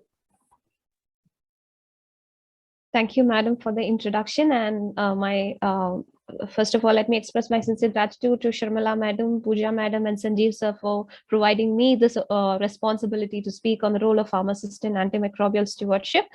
Well, quickly moving on to the contents. So today's objective, I'll be discussing why we need a clinical pharmacist in stewardship, what can a pharmacist do with some real life examples and case scenarios, challenges yet to overcome, and some expanding roles. So quickly moving on to the global perspective. Well, the international organizations like CDC, IDSA, SIDP advocate the need for a pharmacy expertise in interdisciplinary team of antimicrobial stewardship program. Well, evidently there has been various literatures which have shown that clinical pharmacy, pharmacist-driven, led or co-led programs have been very successful, demonstrating an improvement in appropriateness of prescription, reduction in unnecessary consumption and cost, and improving patient outcome. So moving on to why a clinical pharmacist in ASP. Well, clinical pharmacy, the concept of clinical pharmacy concept was actually established after 1996 in India, where initially it was a PG diploma and a MPharm program with clinical pharmacy specialization. And later on in 2008, PharmD was introduced. During the 6 years long program, this pharmacy students learn the core subjects like pharmacotherapeutics, clinical pharmacy, biopharmaceutics, and pharmacokinetics extensively. The theoretical knowledge is extensive, and apart from that, right from second year, we are introduced into the clinical environment, and by 5th year, we enter into a full-blown clinical rotation in the general medicine department and specialties, where the core areas, specializing areas will be medication history taking, case review, drug interaction monitoring, medication error reporting, adverse drug reaction monitoring, etc. So together with this subject expertise, clinical experience, and a research-oriented training, the team can be considered one of the competent professionals to be trained to be a part of this antimicrobial stewardship program. So at Amrita, we have been involved in antimicrobial stewardship right from its inception, where we were given training by the physician, microbiologist, intensivist, and administrative champion to drive this program.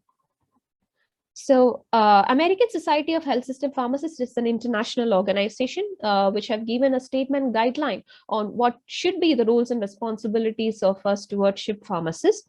Well, understanding our limitations in a resource limited setting, I have tried to customize these roles into major 6 categories, which will be discussed in the coming slide.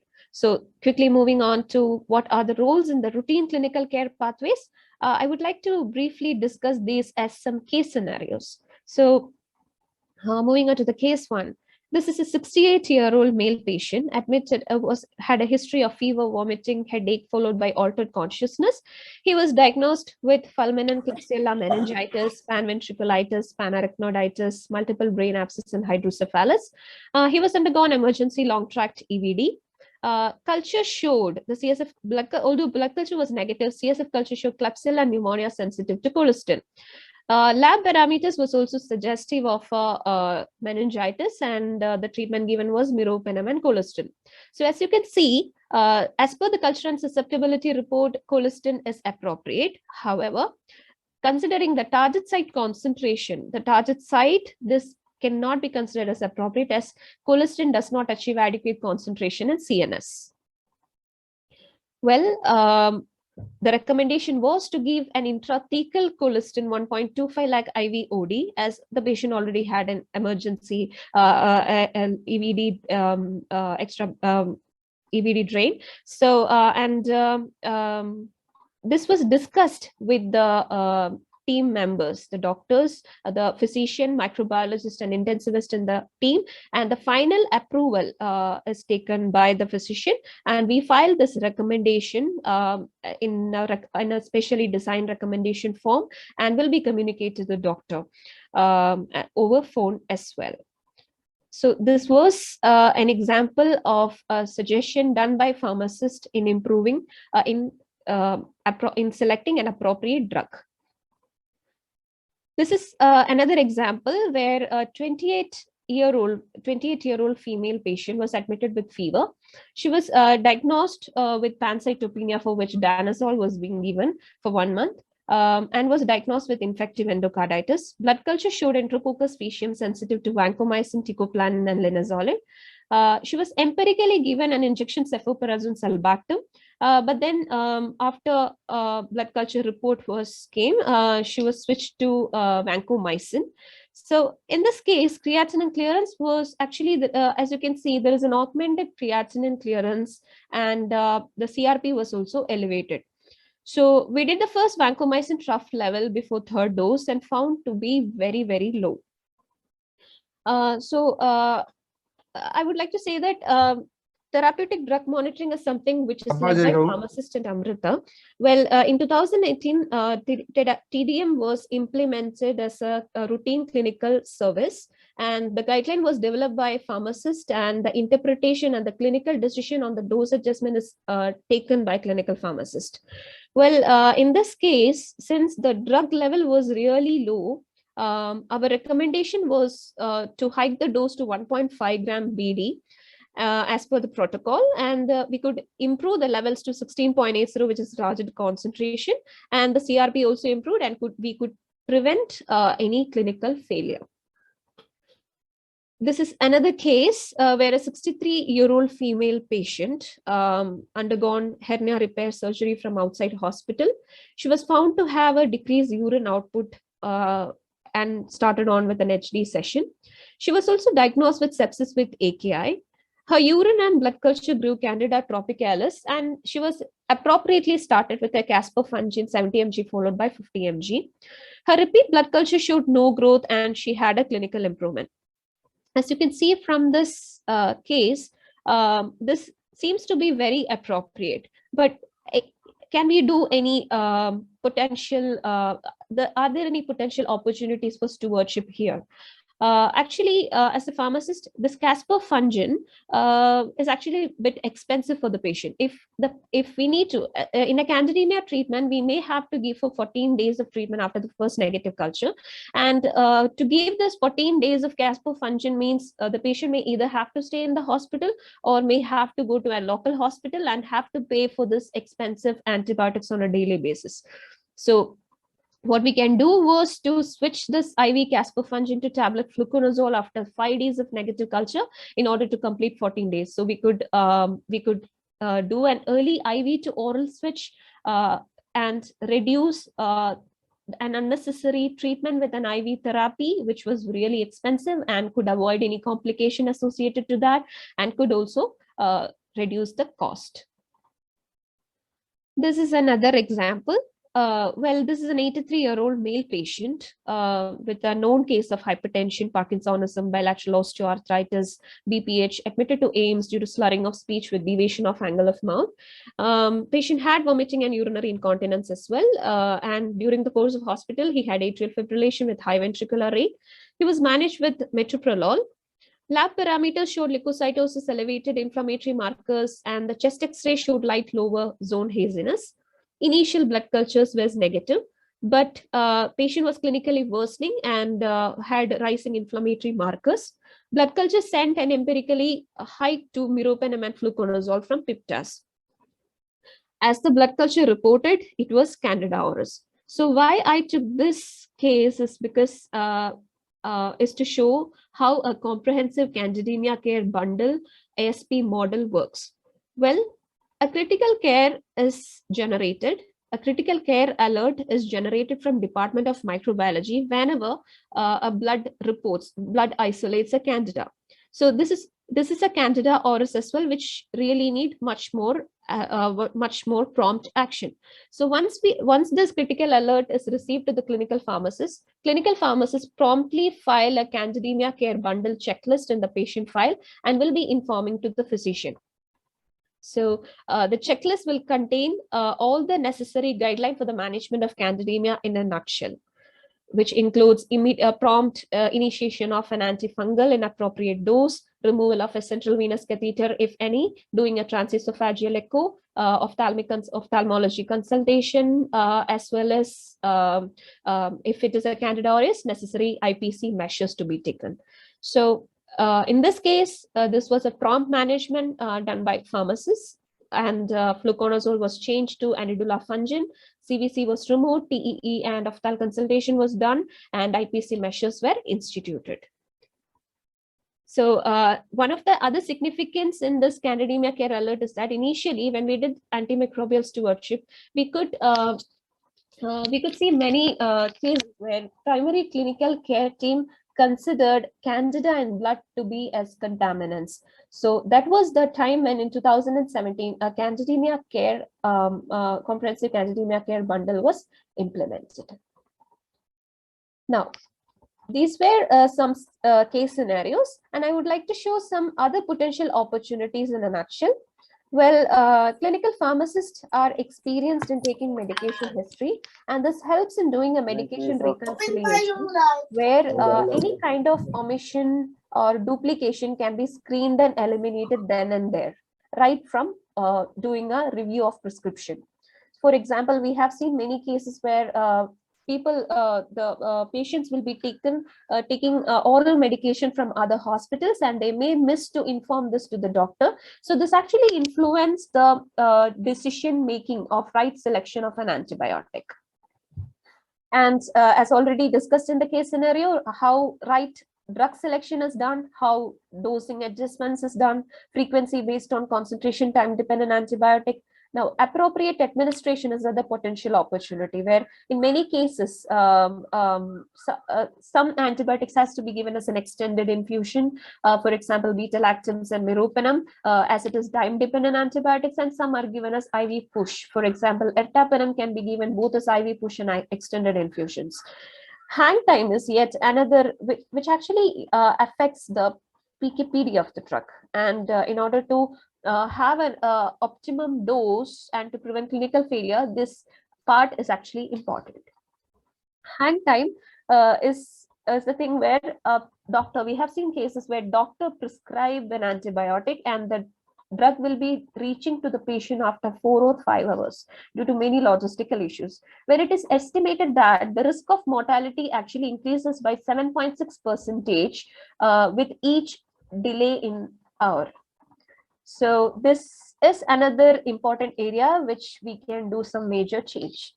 Prompt follow-up of cultures after 48 hours, where we can do prompt source control, de-escalation, escalation, and optimization. IV to oral switch as already described. Duration of prompt follow-up of duration of therapy. In many cases, we have seen antibiotics are given for 20-25 days, which needs to be inappropriately discontinued or switched.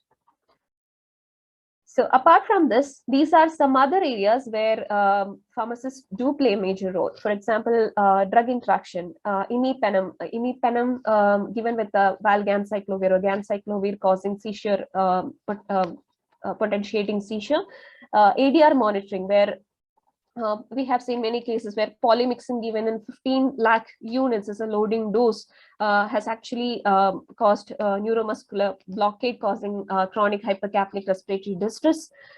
Compatibility issues where certain antibiotics should not be given through same lines. For example, a peptide, sozin contain calcium as one of its formulating agent, and this can actually react with the if we are giving vancomycin in a different concentration, this can actually precipitate and can cause reaction. So this affects the patient safety. Stability is yet another important. Certain antibiotics should be stored appropriately.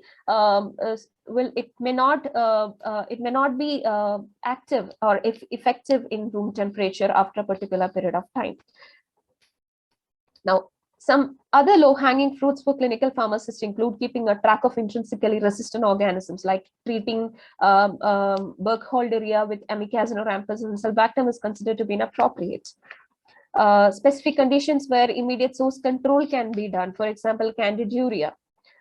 Rationales of combination therapy. So we have seen cases where combination therapy will be given for sepsis and septic shock, but the two antibiotics will be of the same class of agents. Ideally, it should be two different classes where one acts as a backup in order to prevent any clinical failure by fostering resistance to one antibiotic.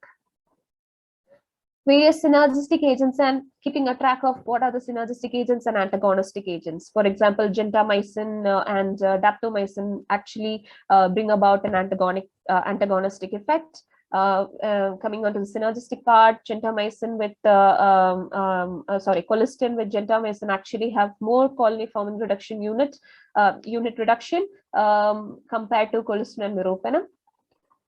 Other redundant therapies like avoiding double anaerobic coverages, and we have seen cases where amikacin, ampicillin, and metronidazole together is given to pediatric patients after surgery for a 7 to 14 days empirically. Now, these are other cases where protocol deviations can be quickly identified. For example, if a pharmacist is rounding up particular department, pharmacists will be able to understand the behavior, prescription practices in that particular department, and will be able to identify any kind of deviation and can report it immediately. For example, we have seen cases where vancomycin was started using as prophylaxis for all the AICD implantations. So in that case, we had to report to the administrative champion, and we did a sensitization meeting. And finally, we also looked at the MRSA rates, and that was intervened. Policies, and so this was all about some of the real-time examples and case scenarios in the routine clinical care pathway. So second categories includes a role in policy making and guidelines, where this is an example where a pharmacist is involved in developing antibiogram on an annual basis for all the fluids, including urine, blood, respiratory fluids, sterile fluids, and is also involved in developing treatment guideline, supporting the physician and microbiologist in developing this, UTI guidelines, VAP, ATT guidelines, etc. So various other strategies, how pharmacists are facilitating various strategies and intervention models. So initially, there was certain chaos in, regarding the colistin dosing. Well, we have faced a lot of resistance from the physician that whatever dose adjustments we were recommending was based on international guidelines, and such guidelines cannot be extrapolated to an Indian setting. So in that case, we had to do a pilot study of PKPD colistin. And like pharmacist was also involved in outbreak management, epidemiological studies, anti-tuberculosis stewardship, antifungal stewardship, diagnostic stewardship, global PPS, and few more. So this is just few examples I have taken. Now, other important category comes as measuring the process and communicating. So unless and until we measure the process, we cannot do a quality improvement or move ahead. Well, pharmacist is responsible for doing the process measures and outcome measures in the of the stewardship in the institution, and we are doing it on a daily basis, and on a monthly basis we do keep an audit meeting with the whole team, and this is the time where we discuss how far we have achieved and what are our next action plans. So any quality improvement decisions are taken during this time, and then as we this is equally communicated to other departments as well. For example, appreciation is sent to departments with compliance, whereas frequent defaulter departments are actually given sensitizations and call for departmental meetings. This is other examples are pharmacy-driven educational activities. This is an example where a senior clinical pharmacist providing training to the pharmacy interns on a daily basis. Other pharmacists who are also involved in faculty development programs, training of trainers programs, and also involved in AMR curriculum development of pharmacy UG and PG courses as part of Prevented funded by Erasmus+. So these are some examples of educational activities apart from the daily routine feedback and communication to the department. And pharmacists are also involved in various research activities at Amrita in collaboration with various national and international organizations. And these are some of the challenges we still face. Well, there is a need for a high quality formalized infectious disease training. Pre-authorization is still a challenge, including the second line. Antibiotics into the stewardship is still a laborious task for us, and outpatient stewardship, and still we face some kind of prescriber resistance. Despite all this, this has been this Donabedian diagram gives an example of how the stewardship has been evolving, and under the leadership of our administrative champion, we have been able to do some major changes driving this program. So there are various other roles which can be further explored as we move forward. So I have not included much of it due to the time constraints, and with this I'm concluding. Thank you so much. Thank you, Sangeeta. It was a very, very comprehensive talk. And I think a young person like you to have achieved so much in antibiotic stewardship is really amazing. And I think, we need more talks like from you in future programs. I'm sure everybody has enjoyed, but I'm sorry the time constraints are there and people are from different time zones. So we will have to say a stop, but please be there for the question answer session, sure. If we can permit. Thank you, ma'am. Thank you so much. Thank you.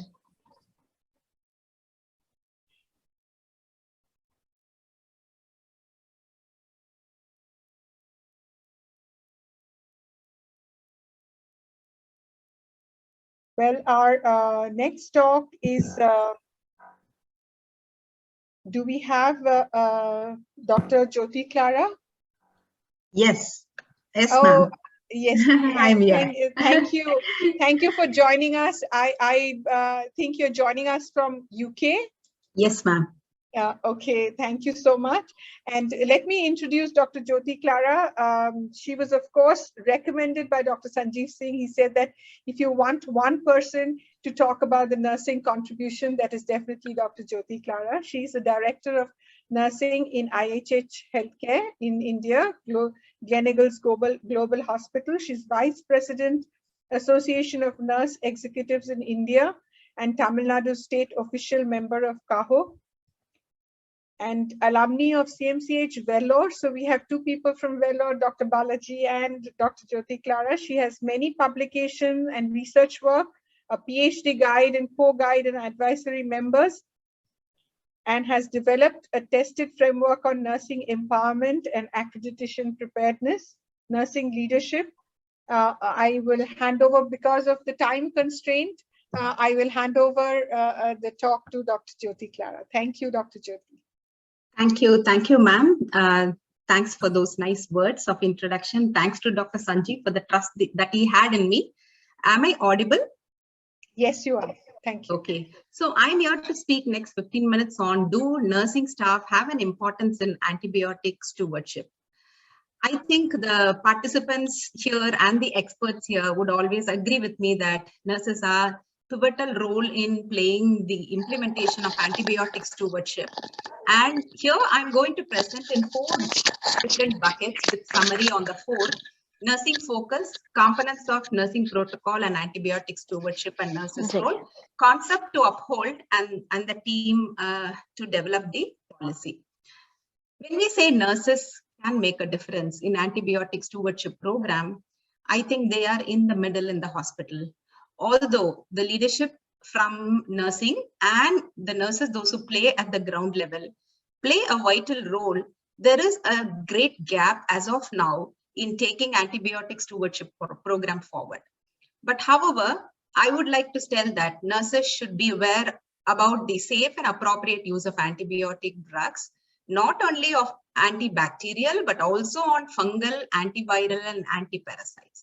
So this is a very broader area for them to learn and contemplate and then to put it into practice.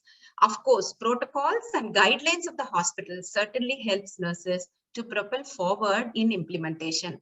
Nurses play a significant role in infection prevention and control practices. HIC nurses are there, link nurses are there, but as a practical and an evidence-based approach, what do is when they incorporate antibiotic stewardship in their practice, this prevents and helps patients and the health workers from being harmed by preventable infection and as a result of antibiotic resistance. Now, when we say nurses play a greater role, I need not mention, several speakers came in. It was very interesting to see the knowledge that is being shared today and in the past day, and which is going to be shared in the next day. We will see that a lot of informations are there, and there is no scientific base that would say that nurses are not important. So nurses have an important role, and it is a need of the hour.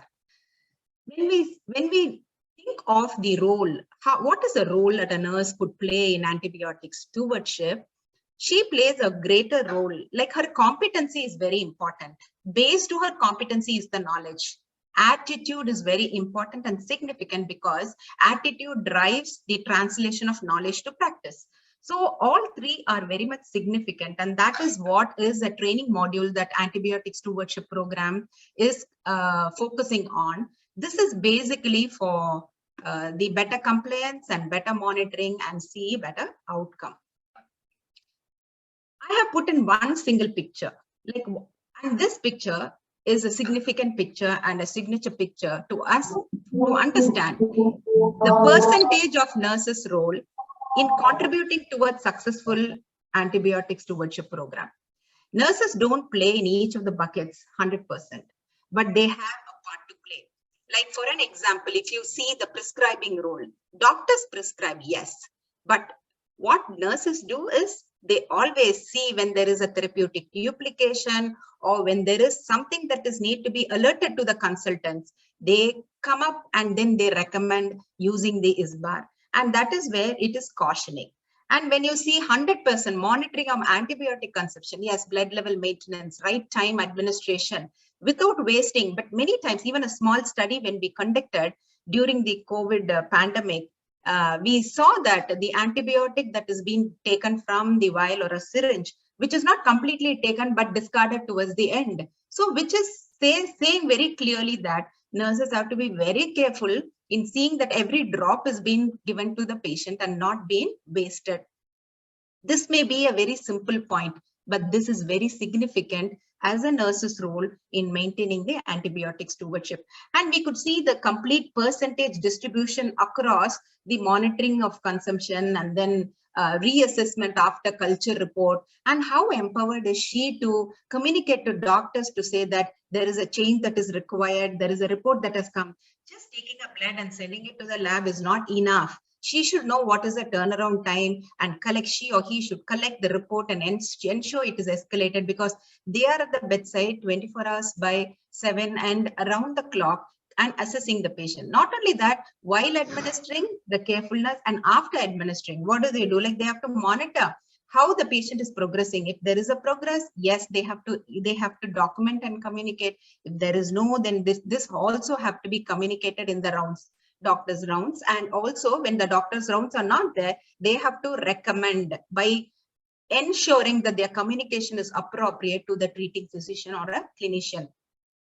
Always for us as nurses, especially the infection control and prevention committee or the team that is working towards antibiotic stewardship, the microbiologists and the ID specialists are very close to them. So always they give them all opportunity to clarify and improve their curiosity quotient so that they keep asking questions, and this will also kindle a lot of learning. And when we say that we need to have policy and nurses are important, we can say that these are some of the, I have not put everything, but I put certain areas where how nurses can be significant in areas concerning antibiotic stewardship program. And let us see one after the other, very simple 1-2 points I'll cover so that I will keep up my time. So scope of a nursing leader, nursing does not work by itself. It's like a big factory kind, like you have a nursing head and the nursing head has got several other people and they are monitored around the clock. It's very difficult, like morning odd hour monitoring is great challenge. So in this regard, nursing leaders play a great role. They be the part of the core committee. They will question the necessity for culture, escalation and de-escalation. So they have to have a mindset. They have to have an understanding and the comprehension towards this particular role. And monitoring and for the adherence of antibiotic stewardship program protocols and to maintain the blood level maintenance of antibiotics. And encouraging for prompt transition of IV to peroral antibiotic. This can be done, it's happening in most of the hospital, but still the insight is not adequate. So quality improvement projects on this in this regard and motivating them, celebrating the success will also enhance, and that is the role of a nurse leader. And she also checks the appropriateness by assessing the patient's response. So in her rounds, it's a daily routine work that she can do as a simple, and then she could participate in audit or research-based exploration where she can see where are we in this particular program progression. What is the scope of a bedside nurses? Bedside nurses are careful in collection of samples for culture and also procure the report within the TAT and then escalate and then ensure that they are part of the assessment of antibiotic therapy, identification of penicillin allergy and reporting and documentation, which is actually very important because once this reporting is not complete, their part is not complete, then we will not be able to have a meaningful antibiogram interpreted and to take the entire organization forward to be an organization that is sensitive to antibiotic stewardship. Ensuring pertinent information about antibiotic is available at the point of care is very important. So they have to focus on indication, dosage, duration, frequency, days of therapy. It should be in their fingertips and they have to understand. This is one of the aspects that they do in the handover. Shift handover, this is one of the essential elements that we have to consider. And questioning the antibiotic administration. Yes, so an early switch of IV antibiotic therapy to oral therapy helps shortening hospital stay and reducing risk of infection. Nurse-led projects are happening in this area, and this has been resulting in greater outcome for patient recovery. So nurses have to be given some different type of approach in their training, how to kindle their curiosity quotient and how do they communicate with the physicians and the ID specialists when they are on round, taking that as an opportunity to improve their knowledge and sharpen their competencies. Reassessment, so which is very important, 2 to 3 days. They have to keep reassessing the patients. Reassessment in terms of patient response, the labs and all the reports. So they have to be well versed to correlate them. And this is not difficult because nursing curriculum has a base for all these in their training and education. So I think they are not utilized to the fullest. So in hospitals where you feel that nurses, it's enough, this is enough for nurses, they need not to get involved, then that particular hospital will not propel forward in antibiotic stewardship. We have to give them accountability so that they pass by and they get contribution to the entire team so that they are part of it. Like we can see, like in gentamicin, they have to observe the autotoxicity. It is very important so that they escalate it early and we are able to give resolution for it. Then review antibiotic therapies. Here in this part, what happens is like the nurses take a greater role in early identification. They have to do a predictive and proactive role. So their predictions, escalation, and prevention helps a lot. So this is a simple model we normally use, and we use it as a best catches. So in our hospital, like I could give one example, like in LTICU, liver transplant ICU, we developed something, the patient developed a cholesterol deficit in the blood culture on the 4th postoperative day. The RN wanted the antibiotic regimen to be reviewed. So the RN escalated, and then there was a discussion, and her proactiveness helped doctors to take timely. It's not that the doctor cannot see it, but even before a doctor could see it, she has results with her. So she gets all the informations before that. So a few minutes could be preserved in early escalation, and that is a key to success. Reconciliation of antibiotic during any patient transfers. Let it be, its reconciliation means like we understand when the patient getting admitted to hospital, like we reconcile drugs, yes, but it should be happening throughout, right from admission to discharge, especially drugs that are pertinent and coming under the list of antibiotic stewardship. So here, ward to ward transfer or ward to ICU or ICU to ward. So it has to be happening. And not only that, when we transfer patient to diagnostic areas like CT, MRI or other areas, we have to be very careful in explaining as appropriately the areas related to antibiotic regimen of the patient. Then nurses' competency in collecting samples. So here, this is a core, I could say that. There are 4 different categories of collection of samples under antibiotic stewardship. One is the urine culture. I'm not going to go into these areas, but I would say these are all modules by itself, and which has to be standardized, and it has to be revalidated, reviewed, and then it has to be presented for nurses so that it is available at the bedside. It can be in the intranet, so nurses can refer quickly. So one is the knowledge part, second part is the reminder part, and third part is the auditing part to say where is a gap. So this will build in a culture. So here it is a urine culture thing, and then we go for respiratory culture samples. So we need to have a specific flow, and then collection of fungal samples.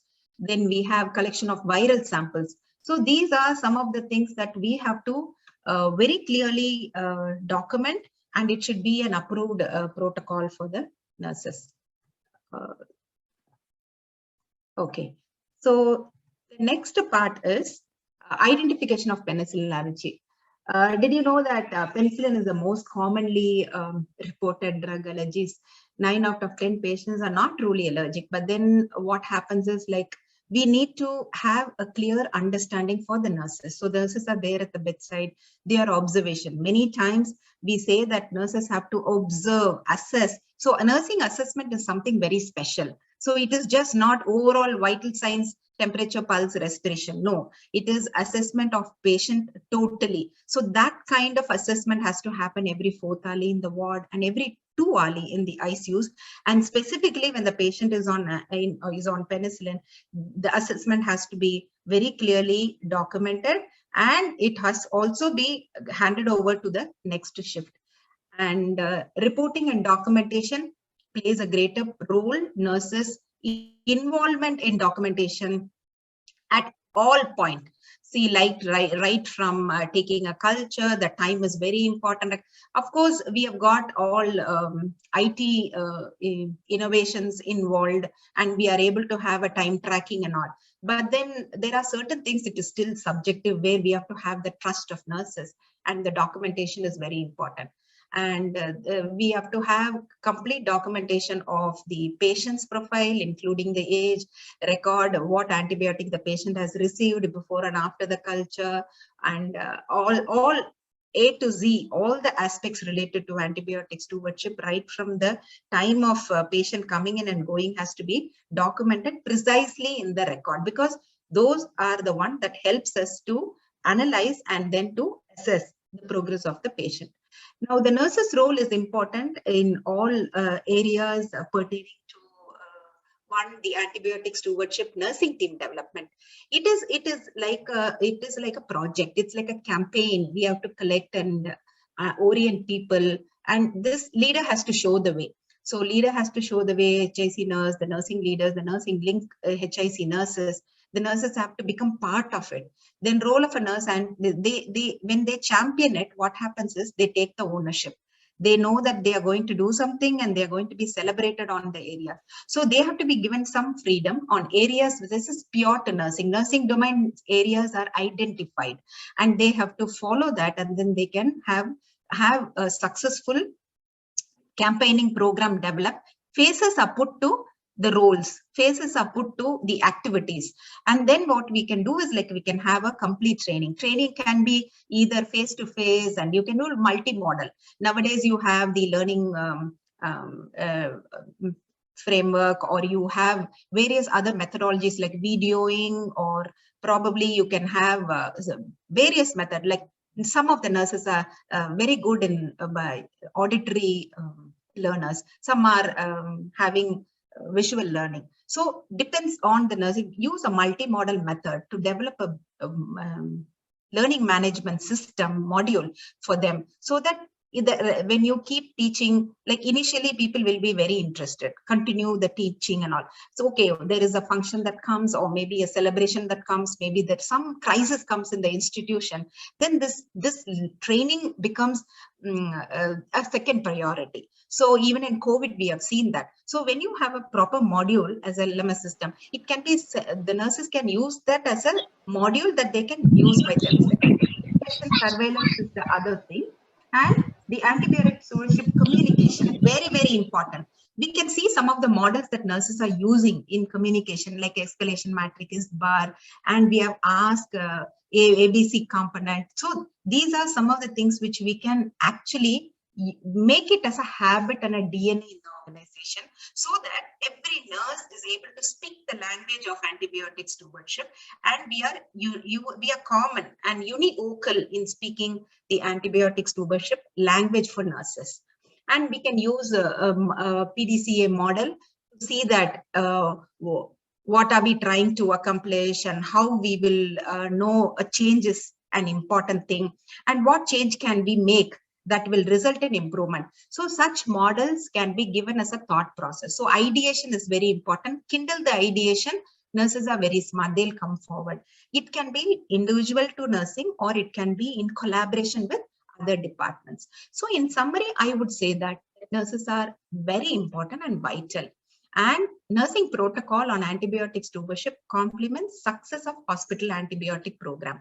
We cannot just have antibiotic stewardship program for the hospital and ask nurses to follow it. It should be translated in nursing protocol. Organization shall empower the nursing leaders to be an active part of antimicrobial stewardship program. Nursing leaders identify and form committees to develop nursing protocol, and nursing champions are very important, who takes ownership and implements the protocol, and nurses are being celebrated for the successful outcome.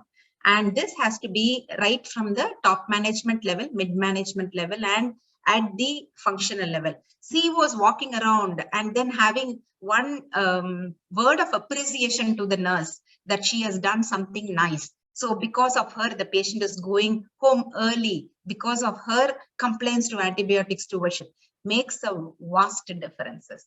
And collaborate with multidisciplinary team should be very important, because nursing cannot function individually. It has to, we have to collaborate with microbiologists, ID specialists, PNT committee members, physician, clinical pharmacists, purchase, and dietitian.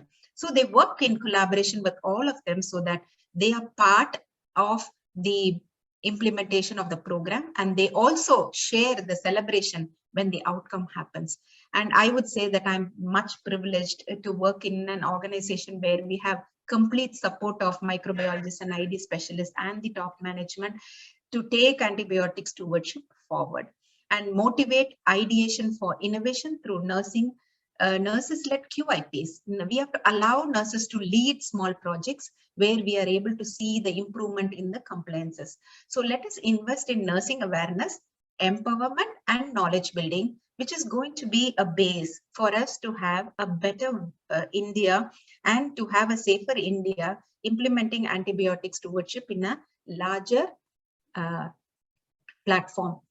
And still a long way ahead to reduce antibiotic resistance. But I would say that nurses certainly can play a greater role, not only in hospitals, when they travel, when they meet family members, when they are in even common areas, that they just have to tell people that, please remember that antibiotic is to be taken with caution. Never take your children or family members or yourself to a place where somebody is giving a drug, even you don't know what is the drug, and then you consume it for once or twice or thrice, and then you feel you're feeling good. And then over-the-counter drugs. So still it is all happening very practical, over-the-counter drugs. So anybody is falling sick, because I'm a nurse, I'm working in some hospital, so I can give you this particular antibiotic, take one course of antibiotics. So this also has been a habit and I'm seeing it. So all these should be shut down. And we have to encourage public to have an awareness, to ask questions back to doctors where they are taking their children or the family or the loved ones, to ask the doctor, is this an antibiotic? Is it necessary for me to take? And if I'm taking, can I take 1 or 2 doses, or it is a course? And this course has to be stopped when? And before stopping, should I come back to you? So multiple questions have to be put in the mind of public so that public will understand that antibiotic resistance is going to be a greater disaster in the future. And in India, we have to be really cautioned for it. And to fight antibiotic resistance, nurses contribute. Is a significant role, and we need to really thank all nurses for their contribution in day in and day out, and all that they are contributing towards this, with knowledge, without knowledge, or probably with understanding of the protocol. But however, I would like to wish them and thank them for all the contribution. Let us move forward with better intelligence and understanding of antibiotic stewardship, so that nurses' role in this is significantly known and visible to the world. Thank you.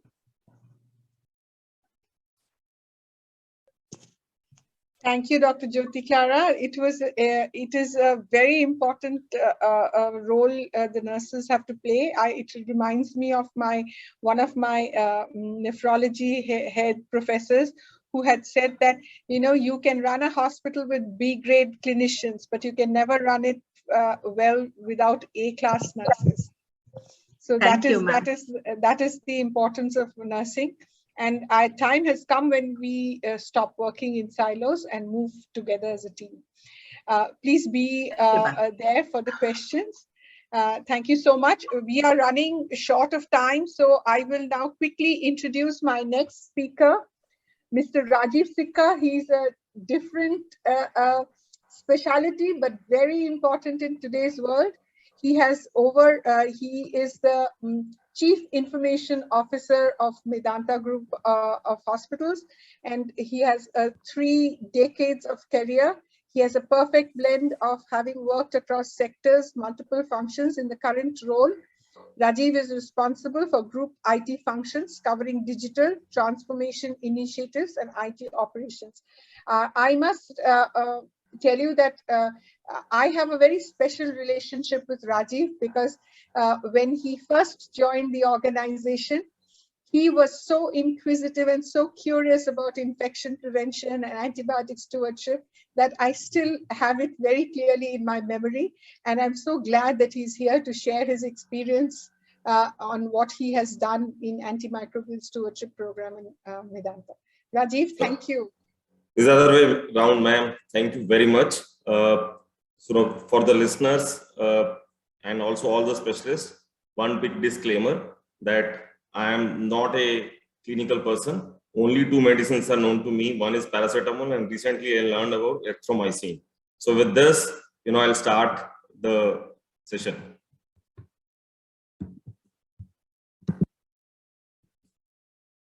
So basically what we have is as ma'am said, that we build this ASP program within Medanta to cater to two major criteria. One, how to have selection of optimal antimicrobial regime and how to overcome growing resistance which is there in the antimicrobial program.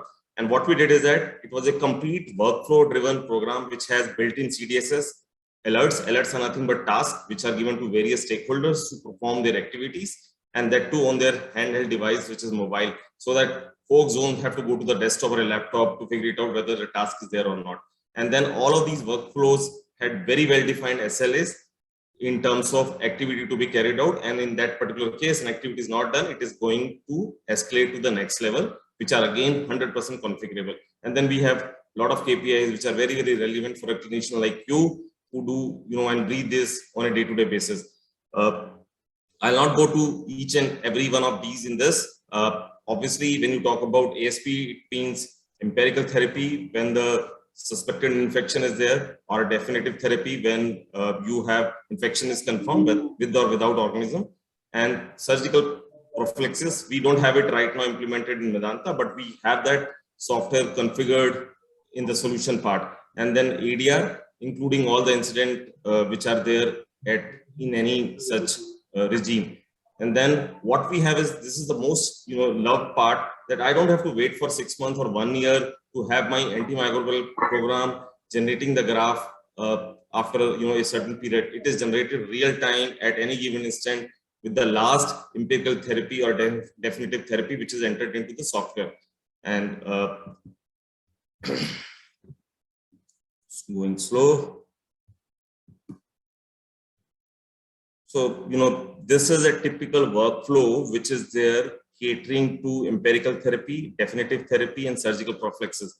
When I was young and a mathematics student in the engineering college, I used to hate these workflows, but now this workflow gives me complete idea of how complex word of ASP run in a typical hospital. So in this particular case, each box is nothing but an actor or a stakeholder who's performing certain work, and the lines are nothing but telling me that how the information will flow from one end to another end. And some of the boxes are activity in some of the boxes are not done by humans, they are done by software or solution. And similarly, some of the information flows automatically from two entities or two stakeholders. So let me go through one simple empirical therapy workflow. And the one which is in the center is the prescribing description support is nothing but my CDSS. So what happens is that patient comes with a suspected infection, and then he is evaluated with respect to antimicrobial program. There is a risk stratification which is done with respect to suspected infection, and definitely hospital has their own antimicrobial program, policy is there, risk score is there, and whatever the critical parameters which are coming from the labs, all of those are fed into the CDSS, and it recommends an antimicrobial program automatically. That's where the CDSS come into picture. Doctor, based on their own subjectivity and also looking into the patient clinical parameters, recommends an antimicrobial program. And then if it is the same which is coming from my CDSS, automatically alert or task goes to a clinical pharmacist who looks into that particular drug for appropriateness. And then if he's okay, then he completes the task and program starts. But if he feels that it is not as per the prescription which is there in the CDSS, an automatic alert goes to a doctor for giving the justification. And that's what Dr. Sharmila was talking about. We implemented this, and in this particular case, if the justification is okay, then the program starts with respect to issue of the drug from the main store to the ICU or what, and then the program or the antibiotic program starts. But in case therapy is not justified, then automatically alert goes to a committee, which is committee of senior clinicians, who take a call next day. But we don't stop the prescription, we go ahead, but next day doctor has to justify to the committee that why he or she is continuing with this particular medication.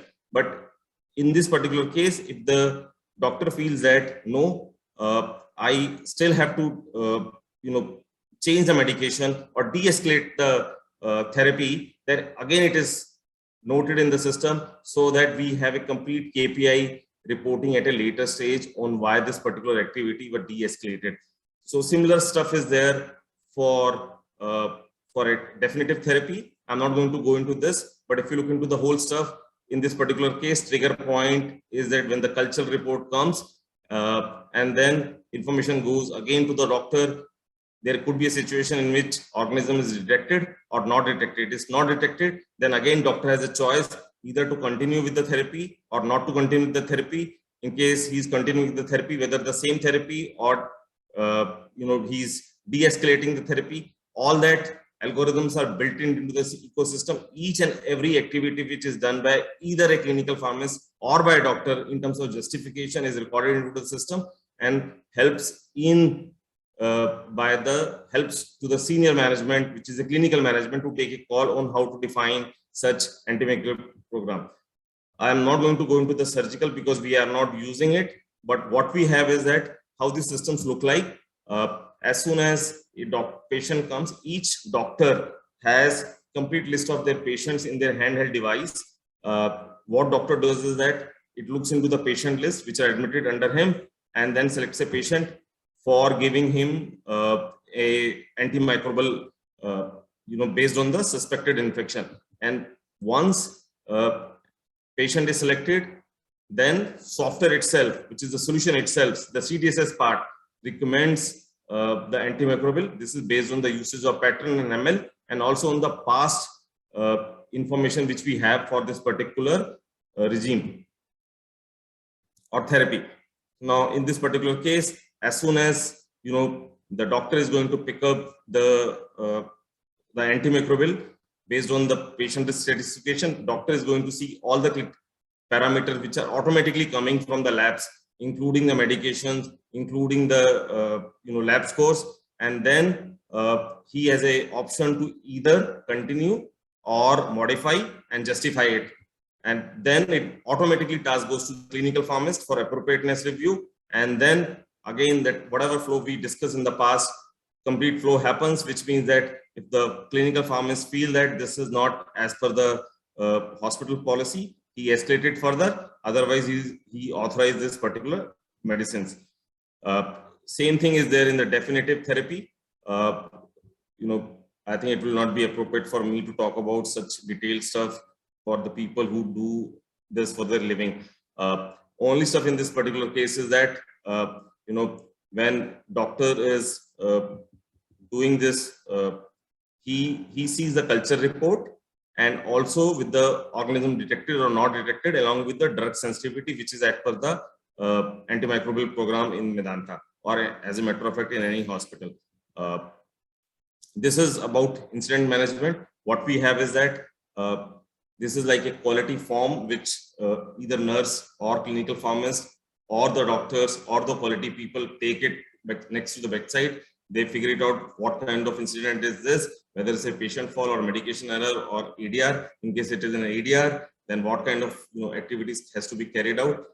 They have an option to click the photograph also. Each and everything is just a click of a button in the handheld device. And then once the form is filled, you can save it in the draft, like in any application. And once the form is filled, you again can do any type of analysis on this particular form. And once the form is filled, depending on the kind of work incident, a workflow is triggered, which goes to various players for performing their task. And in case those tasks are not performed as per the defined SLAs, which is of the hospital, escalation happens. And clinical pharmacists at the end of the ADR close the documents and close the task. As I was saying that, in this particular case, what we are doing is that we are capturing multiple information: culture report, type of infections, organism, sensitivity values, and MIC values, which are part of the information being captured by the system. And definitely it automatically picks, where the patient was, whether he was in the ICU or in the ward. Then the algorithms are there both for empirical therapy as well as for the definitive therapy. We have not done it for surgical. and based on which a real-time antimicrobial program or the graph is generated, which has both gram-positive and gram-negative organisms for the sensitivity of the antibiotics. I'm just sharing some sample reports. This is for empirical therapy. What we have is that BCI, BSI, UTI, RTI, and the kind of antibiotic. This is the definitive therapy algorithm. What we have is that apart from the empirical therapy information, we also have the organism name, which is there because of the detection. This is another example of a gram-negative and gram-positive with organism, and for lower respiratory tract. These are all real-time information which is being picked from the system. I'm just populating some samples. These are the few dashboards which are used by senior clinician management to manage the ASP. DOT, we all know that duration of antimicrobial, which is irrespective of the dosage, because it's assumed that dosage is appropriate and reviewed. Then we have DDD, which is as per the WHO, and LOT is inclusive of the lapses, which is beyond 1 day, like probably vancomycin, which is given after each 48 hours and something like that. Again, my knowledge is very, very poor with respect to this. But these are some of the real-time information which anyone whosoever is authorized can look into the system with a click of a button in the handheld device and shows you how your ASP is behaving, as of now. These are some of the escalations, and there are many such examples and graphs which are there. How many times the ASP alert happens, how many times the appropriator was not there, how many times de-escalation happens, and stuff like that. Ultimately, each of these stuff are fully integrated with our HIS, our EMR, our LIS. I've just shared very high level workflow information, but purpose is to show that this particular activity is fully integrated into hospital working, where as soon as any antibiotic is given, alert goes to the appropriate stakeholders, and if in case justification is not there, you can't hide anything. It is not a function between doctor versus a clinical pharmacist. Everything is recorded, and intimation is known to the senior most clinical management to know that whether things are working or not so working.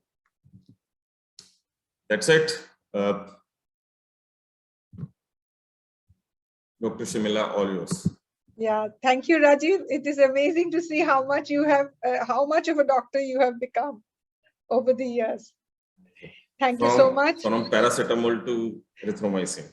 Yes, and I must say that your contribution from the very beginning has been enormous, and it has really helped. At least I can remember being in microbiology, how you and your team have helped us to improve upon the culture sensitivity report and antimicrobial stewardship, anti-biogram.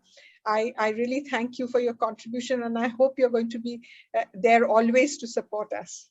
And you will train younger people to carry on your legacy.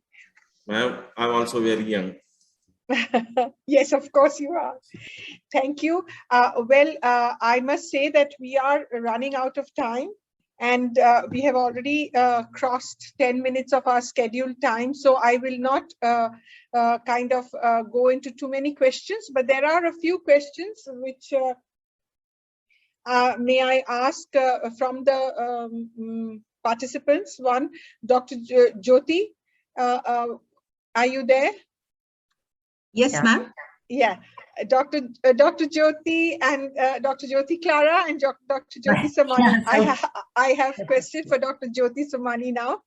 It is the question is that what if pharmacists are not available? What is your suggestion that who could at least help in carrying on with the stewardship program, because many of the low middle income countries do not have trained pharmacists. Yes, yeah, I think it's true. I think also you don't always have enough infectious disease doctors. So in fact, I was thinking how when I think it was pharmacist Sangeeta who presented on the Candidemia bundle. I think that is very practical for when you don't have ID doctors in order to make sure that these standards of care are met. So I think it's probably going to be very similar. If you don't have a pharmacist and you don't really have an ID doctor, you need at least a doctor who's championing the infectious disease antibiotic causes and is aware of them. And then a microbiologist. So I know for sure in India, there's lots of microbiologists, and I think they, along with a doctor, could work as a team in order to fill in that role. Unfortunately, pharmacists do have a key role in terms of drug monitoring, dosing, knowing. The doctor would have to learn it. I mean, I think we all as ID physicians learn it as well, and probably microbiologists, but the things like she was presenting, colistin doesn't get into the brain, aminoglycosides aren't good in penetrating the lungs, those kinds of things, whereas they are good in terms of getting into the kidney. So I think the physicians would have to pick that up. I think nursing can also fill in roles in terms of helping with days of antibiotics, reminding doctors to review and say, take a time out, look at whether the cultures have grown anything and what do you want to do. Even reviewing allergies, nurses can help with that. So it would have to be a different team aspect filling in the roles. Thank you, Dr. Jyoti. Yes, I think it's a good suggestion and probably a very useful suggestion for the people around us where we do not have all the specialties. Thank you. Now there's is Dr. Sanjeev there? Yeah, Dr. Sharmila. Yes, the one question for you is, what is the minimum requirement for a multidisciplinary team? At least have one person. But it's very, very difficult with the present context where you don't have appropriate skill sets.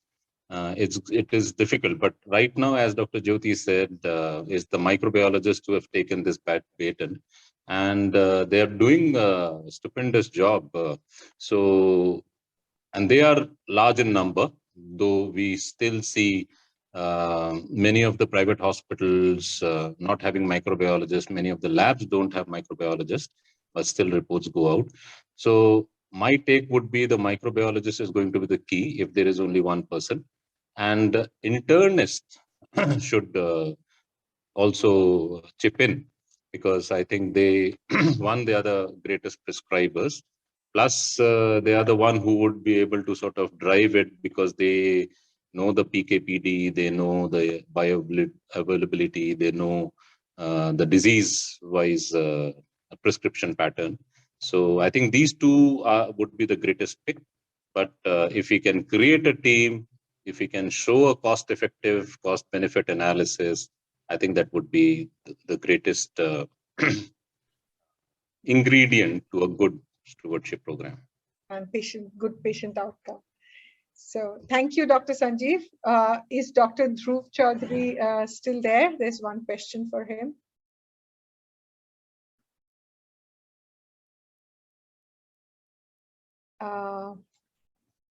Okay, Dr. Balaji, are you there, sir?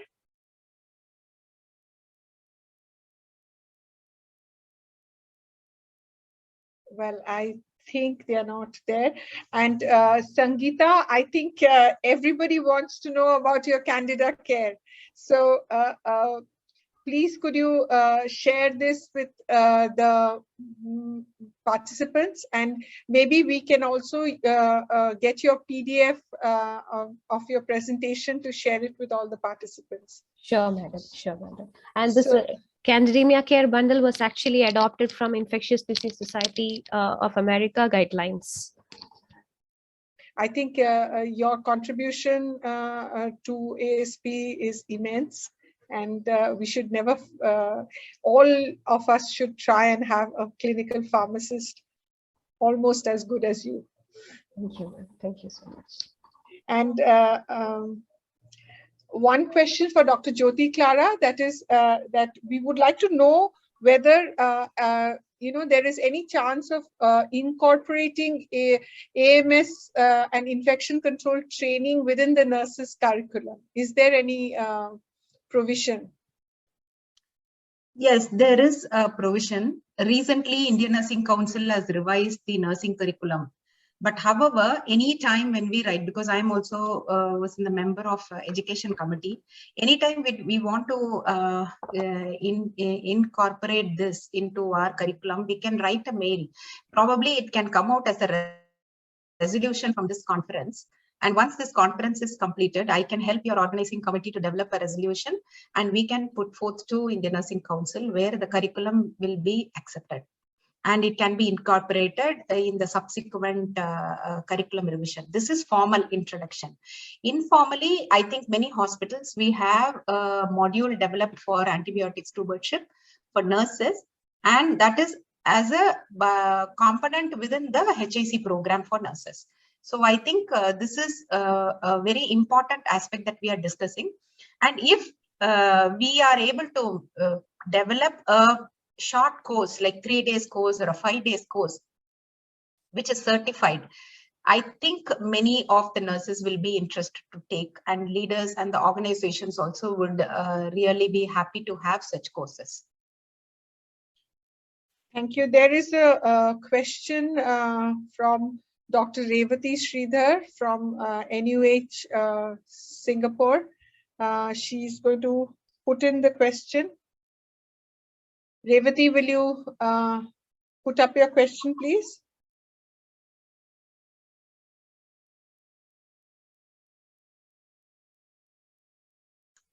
Yeah, can you hear me? Yes, we can hear you. Yeah, so this, I have actually two questions for Ms. Jyoti Clara. Hi, Revati. Hi. My first question is, how empowered are your nurses to question a doctor's decision? Because in my experience, I've found that the nurses are not very comfortable or empowered to do this. The second question, okay, I think I'll wait. I'll ask the next question later. Okay, so Revati, when you ask this question, like what you said is like most of the nurses are not empowered, but it depends on the organization culture. Like for example, in our organization, the ID specialists, the infection control nurses, and the nurses, they work closely together. I'll give you a very small example. When a nurse misses an antibiotic, so what earlier days they used to either hide or probably document that is given. This was, I'm talking about few years ago. Then when I was a chief nursing officer in that hospital, that is the time we brought in a culture change. So I said, there is nothing wrong in missing an antibiotic. It can be for 24 hours. It need not be a divided dose. It can be a whole dose. So doctors can always alter it. If you tell that you have missed a dose, we could adjust it. I should mention even the ID specialist, Dr. Subra, who worked with me on this project.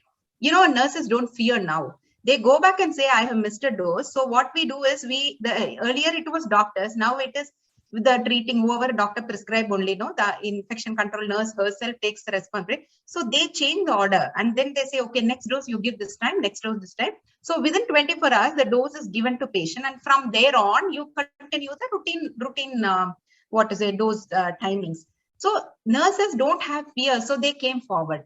So I think we have to deal it with, one thing is empowerment. Second aspect is the support and the culture that we are building. So fearless culture, non-punitive culture, and they are open. So what we did was we directed the focus from me to patient. Whether they will think bad of me is different, but I should not harm a patient.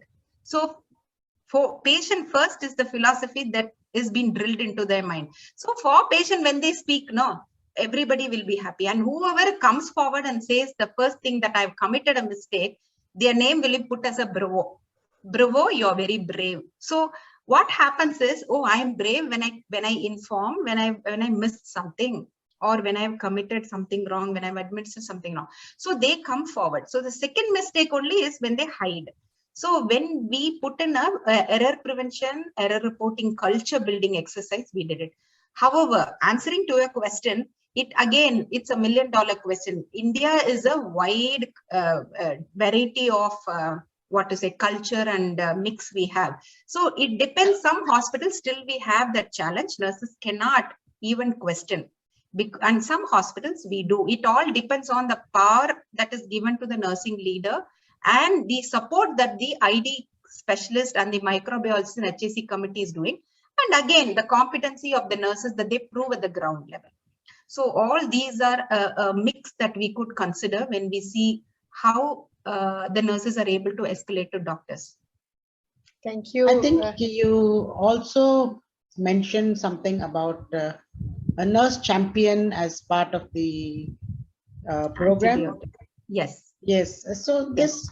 So does that not take away time from clinical care, which the nurses devote? Because I think that has been one of the concerns in our hospital. If we tell them to do something extra on the ground, there is some pushback because they feel that by doing this, they are not able to give the time that a patient is requiring. So what is your opinion on that? And how do you overcome this?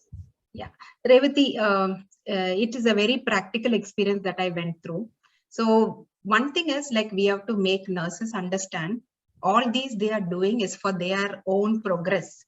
And most of the nurses are aspiring to go abroad, right? I'm talking about the Indian context, okay? So what happens is when an organization is a continuous learning organization, they understand the importance of it. And here, what do we do is we have a concept in the past 10 years, we have this concept. It's just not the HIC nurse standing alone. She has got every single small functional unit like wards and ICUs, one person picked up as a link nurse. Now, this link nurse comes with willingness. So she is coming with willingness saying that I would like to be certified as a link nurse and I will take up the role in addition to my performance. So what happens is in the appraisal, this is considered specifically.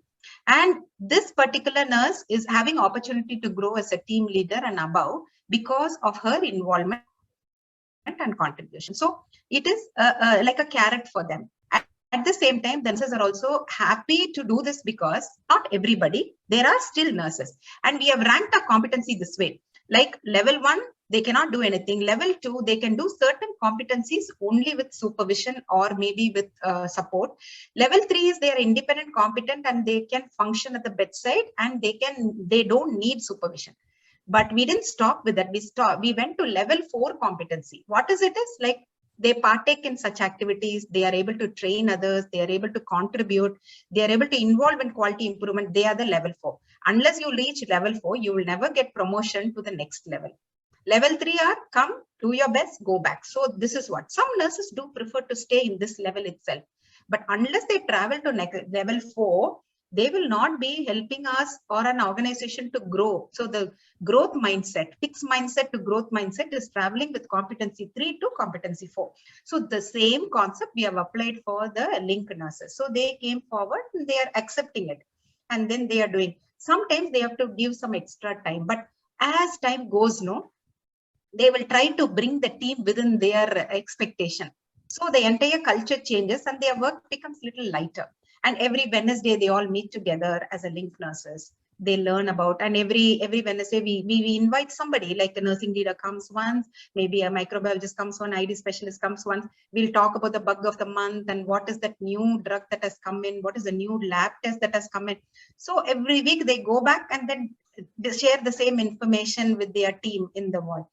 And this is, I feel this is more successful for us because they are very positive. But I can only speak for the few hospitals which I am involved. But I still see there are challenges in other places. Probably it should be a management strategic approach towards engaging staff and turning them from a fixed mindset to a growth mindset. Thank you, Dr. Clara. Okay, I think I will wrap up now. And please, all the participants, please put in your feedback. We would need the feedback from you. And thank you all the speakers for excellent presentation. And I'm sure the participants have enjoyed it. It is amazing to see there are still 162 participants across not only India, but the Philippines, Nepal, and Bangladesh also. So in different time zones. So your talks must have been that interesting to them. We will definitely get more feedback and share it with you. Thank you. Welcome to tomorrow's program.